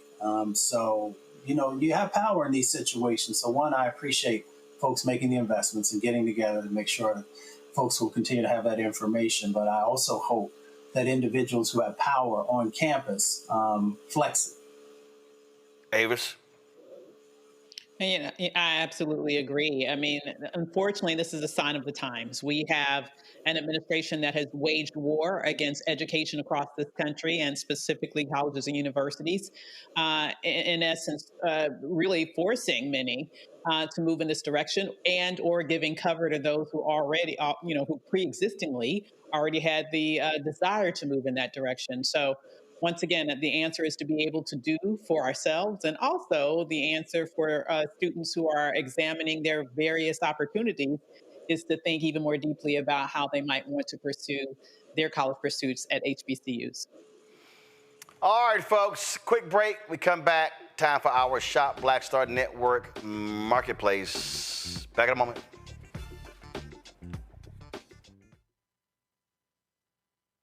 This week on the other side of change, 300,000 Black women being pushed out of the workforce. this is shocking yet unsurprising. So what happens when a bunch of Black mothers lose their federal job? Their kids are not being fed. Their kids are not being taken care of. But that trickles down to the entire community structure, which may be built on the backs of Black mothers and Black women more broadly. Tune in on The Other Side of Change, only on the Black Star Network. Hello, we're the Critter Fixers. I'm Dr. Bernard Hodges. And I'm Dr. Terrence Ferguson. And you're tuned in to Roland Martin Unfiltered.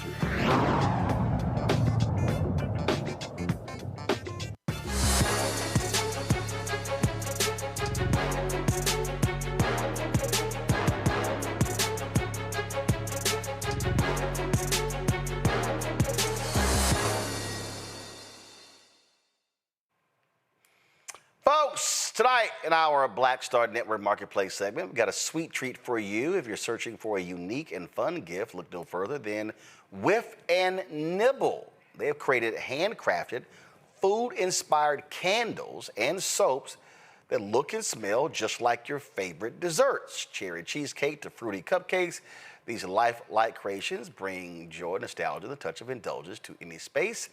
Joining me now from Detroit is Denitra Jackson, the founder of Whiff and Nibble. All right, Denitra, glad to have you here. Okay, how'd you come up with this idea? Where did it come from?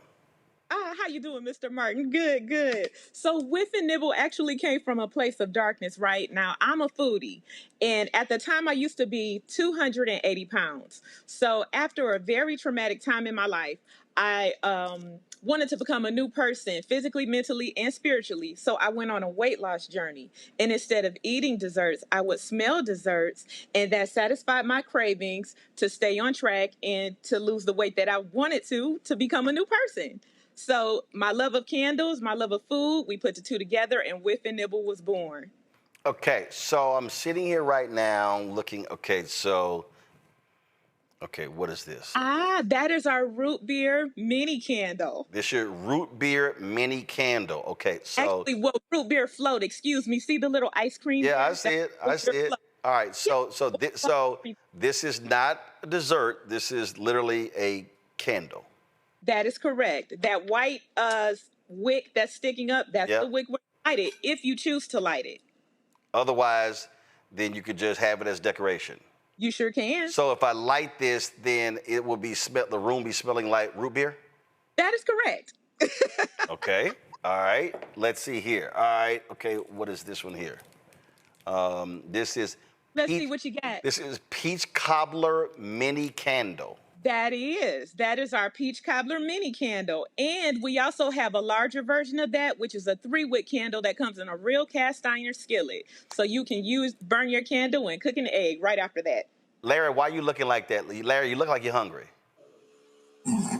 I mean, I might be, but I want to give her credit for creativity. I haven't seen anything like that. So, but maybe that's the point. Maybe burn some candles and make some food. But I think it's an ingenious idea. Okay, this is a cherry cheesecake mini candle. It sure is, and I have one with me as well. That is our cherry cheesecake mini candle. So you have your crumbles there, your cherry cheesecake, and yep, it looks and smells just like cherry cheesecake. How you trying to burn stuff to make people hungry? Okay, all right. Did the opposite for me, but hey, fun is fun. All right, let's see here. Okay, this is the banana pudding candle. It sure is. Yep, just like Grandma used to make. That is our banana pudding candle. You can smell the bananas, the vanilla wafers. Yes, you can. I love that one. And that comes in a mini version as well. Okay. Now, how many different candles, food-smelling candles do you have? You know what, Mr. Martin? We probably have about 34 right now. 34? Yes, sir. Wow. Okay, 34. That is our peach cognac candle that's shown on the. Oh, I'm sorry. I didn't realize I had another one here. So this is the blueberry pie a la mode candle, 2 wicks. Yes, sir. So that is, yep, just what it says. It's our blueberry pie with a scoop of ice cream. Okay, this is insane, y'all. This is insane. Oh, I like that one. That's a cute one. Aesthetically, this it's very is cute. insane. Okay, all right, y'all. Hold up. Where am I looking? Okay, this is. There it is. This is it right here, y'all. That's my baby. And there are 2 wicks, like right between the ice cream scoop on either side of the ice cream. Oh, yep. Yeah, I see them. There they right are. here and right here. That is correct. Okay, how long does it take you to create these things? Not that long, because everything is kind of pre-done. I kind of got like an assembly line type deal going. So we're pretty much assembling now. Okay, all right. Yep. Questions from the panel. Let's see here. I'll start with the man who keeps licking his lips, Larry. That's funny. Hi, guys. You're making me hungry. So listen, congratulations, and I want to talk a little bit about marketing. Like I said, I think this is a very unique idea. People love candles, particularly we love candles in the Black community. How are you marketing this to wide, nationally or internationally? Absolutely. So in regards to marketing, we are on all social media platforms, and my team. We're getting into ads. We have our website. We are in a few local stores here. And also we have a mall location here as well. So, yes, so we're trying to get the word out and trying to grow day by day. Avis. Okay, so I'm really impressed because I'm a big sweets person, and you've done a great job of merging sweets and traditional soul food, comfort food. So I'm wondering, do you ever how do you target people like me? I know I hear where you are, but I'm thinking, are you at any sort of spaces where you might find a large number of foodies like myself, and how can we sort of actually get to smell them in person? Gotcha. So in regards to that, we are still studying our analytics to find out exactly who our target market is per se.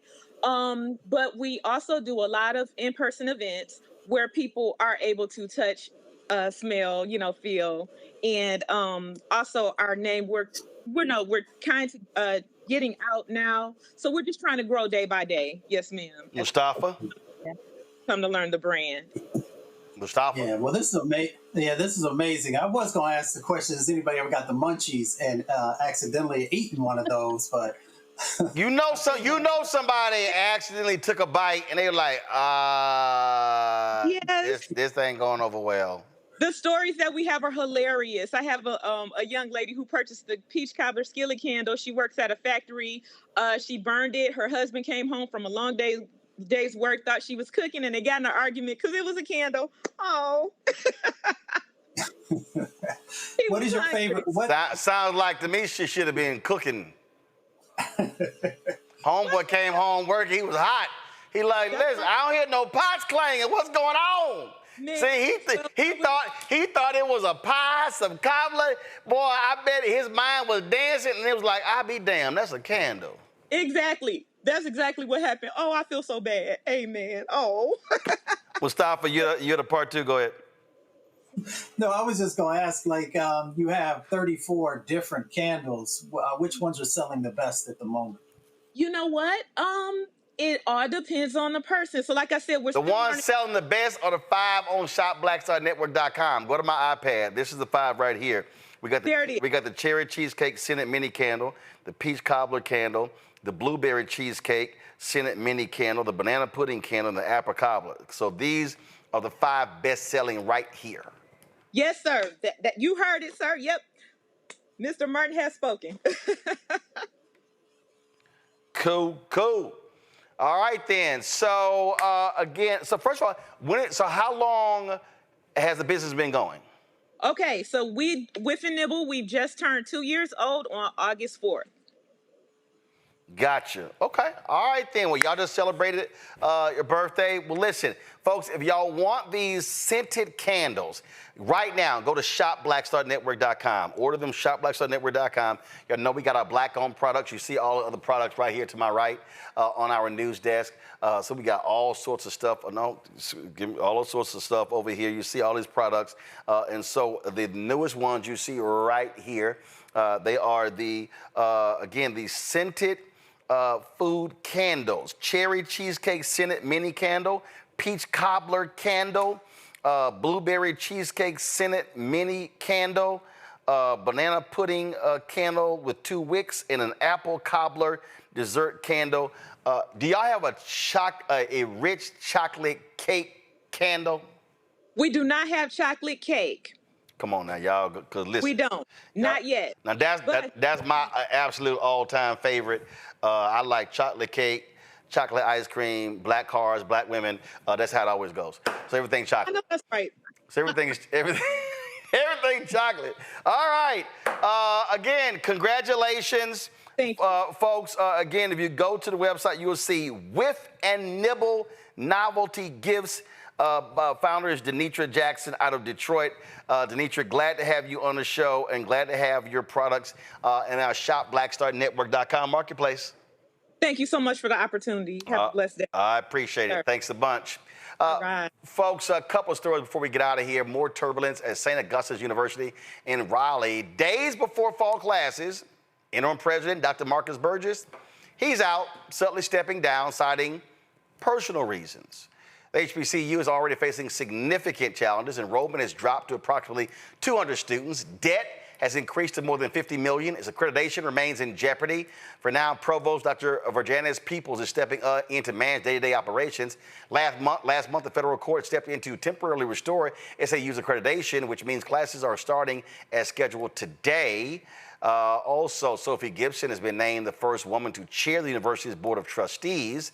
She takes over from alumnus Brian Boulware, who many feel is partly responsible for the university's current state. Problem is, he ain't gone nowhere. He's literally still on the board of trustees.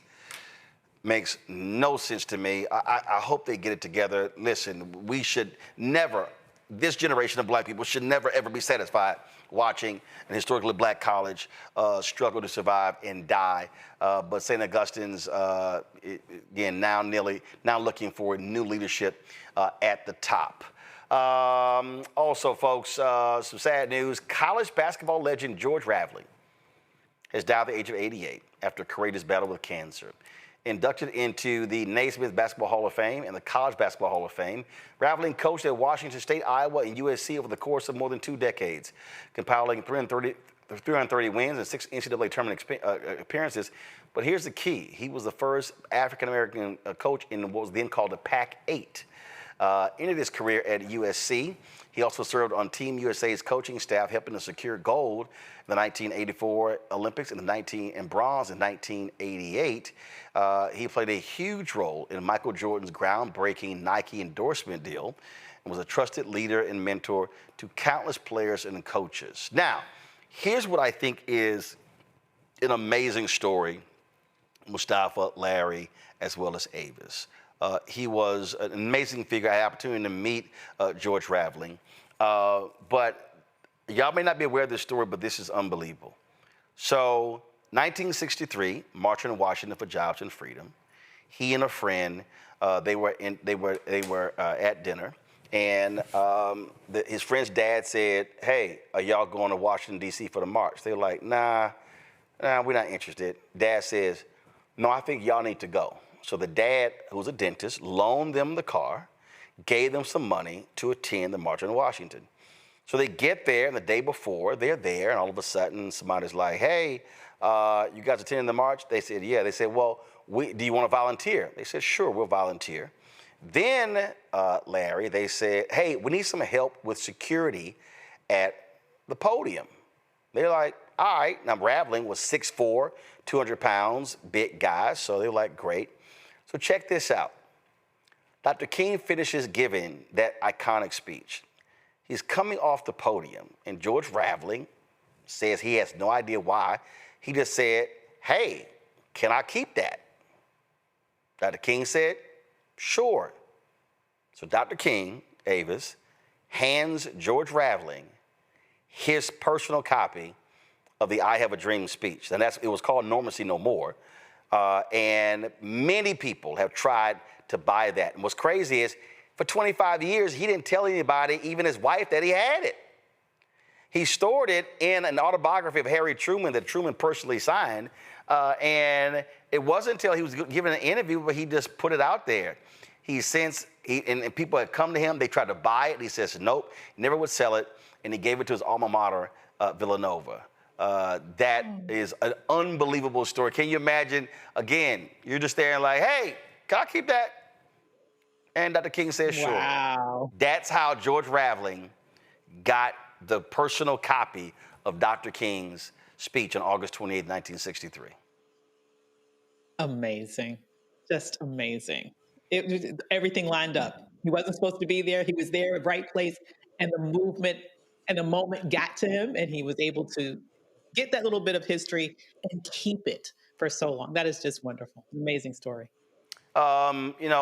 Mustafa, again, the first black coach in the Pac-8, broke lots of barriers, and so many people greatly respected George Raveling, an incredible man. And again, I was appreciative I had an opportunity. I'm trying to remember, and I think it may have been literally at a White House reception. I know I met Lenny Wilkins there as well, but our paths crossed, and he was indeed just a very personable, quiet guy, but with really a strong demeanor that so many people have talked about and were impressed by. Yeah, there's so many trailblazers in our community that folks often don't know their full story or all that they have done that have helped to uplift us, put a spotlight on us. And in many instances, they've never, wanted to take a lot of credit for the things that they did. Coach was just another one of those folks. I remember watching him when I was coming up. I did not know the story that you just shared with us. It reminds me of my grandmother's words when she says that destiny will often knock. The question is, will you open the door? So, I'm thankful that we had him. I'm thankful for everything that he did for our communities. Larry, this was the statement that his family shared today. George Henry Raveling, June 27th, 1937, September 1st, 2025. And then the statement says, it is with deep sadness and unimaginable pain that we share the passing of our beloved coach, George Henry Raveling, who faced cancer with courage and grace. He transitioned peacefully at 88, surrounded by family as well as love, faith, and sacred protection. There are no words to fully capture what George meant to his family, friends, colleagues, former players, and assistants, and to the world. He will be profoundly missed, yet his aura, energy, divine presence, and timeless wisdom live on in all those he touched and transformed. Born in a segregated hospital and rising to the halls of the Naismith Basketball Hall of Fame, George never lost his love for life, his resilience, his childlike curiosity, nor his unshakable belief in treating every person with dignity and respect. Beyond accolades, he remained a lifelong learner and a kind, beautiful soul, always finding ways to pour into others and inspire the next generation. Grief is the cost of love deeply felt. We are eternally grateful for everyone who loved George. He cherished his family, his friends, his books, and every opportunity to be a positive difference maker in as many lives as possible. At this time of mourning, our family kindly asks for privacy and prayer as we navigate this difficult transition, the Raveling family. Larry. Roy, you mentioned, I remember him coaching at USC, and obviously everyone knew his work, at Nike. And vital role, you mentioned that he's played there for years.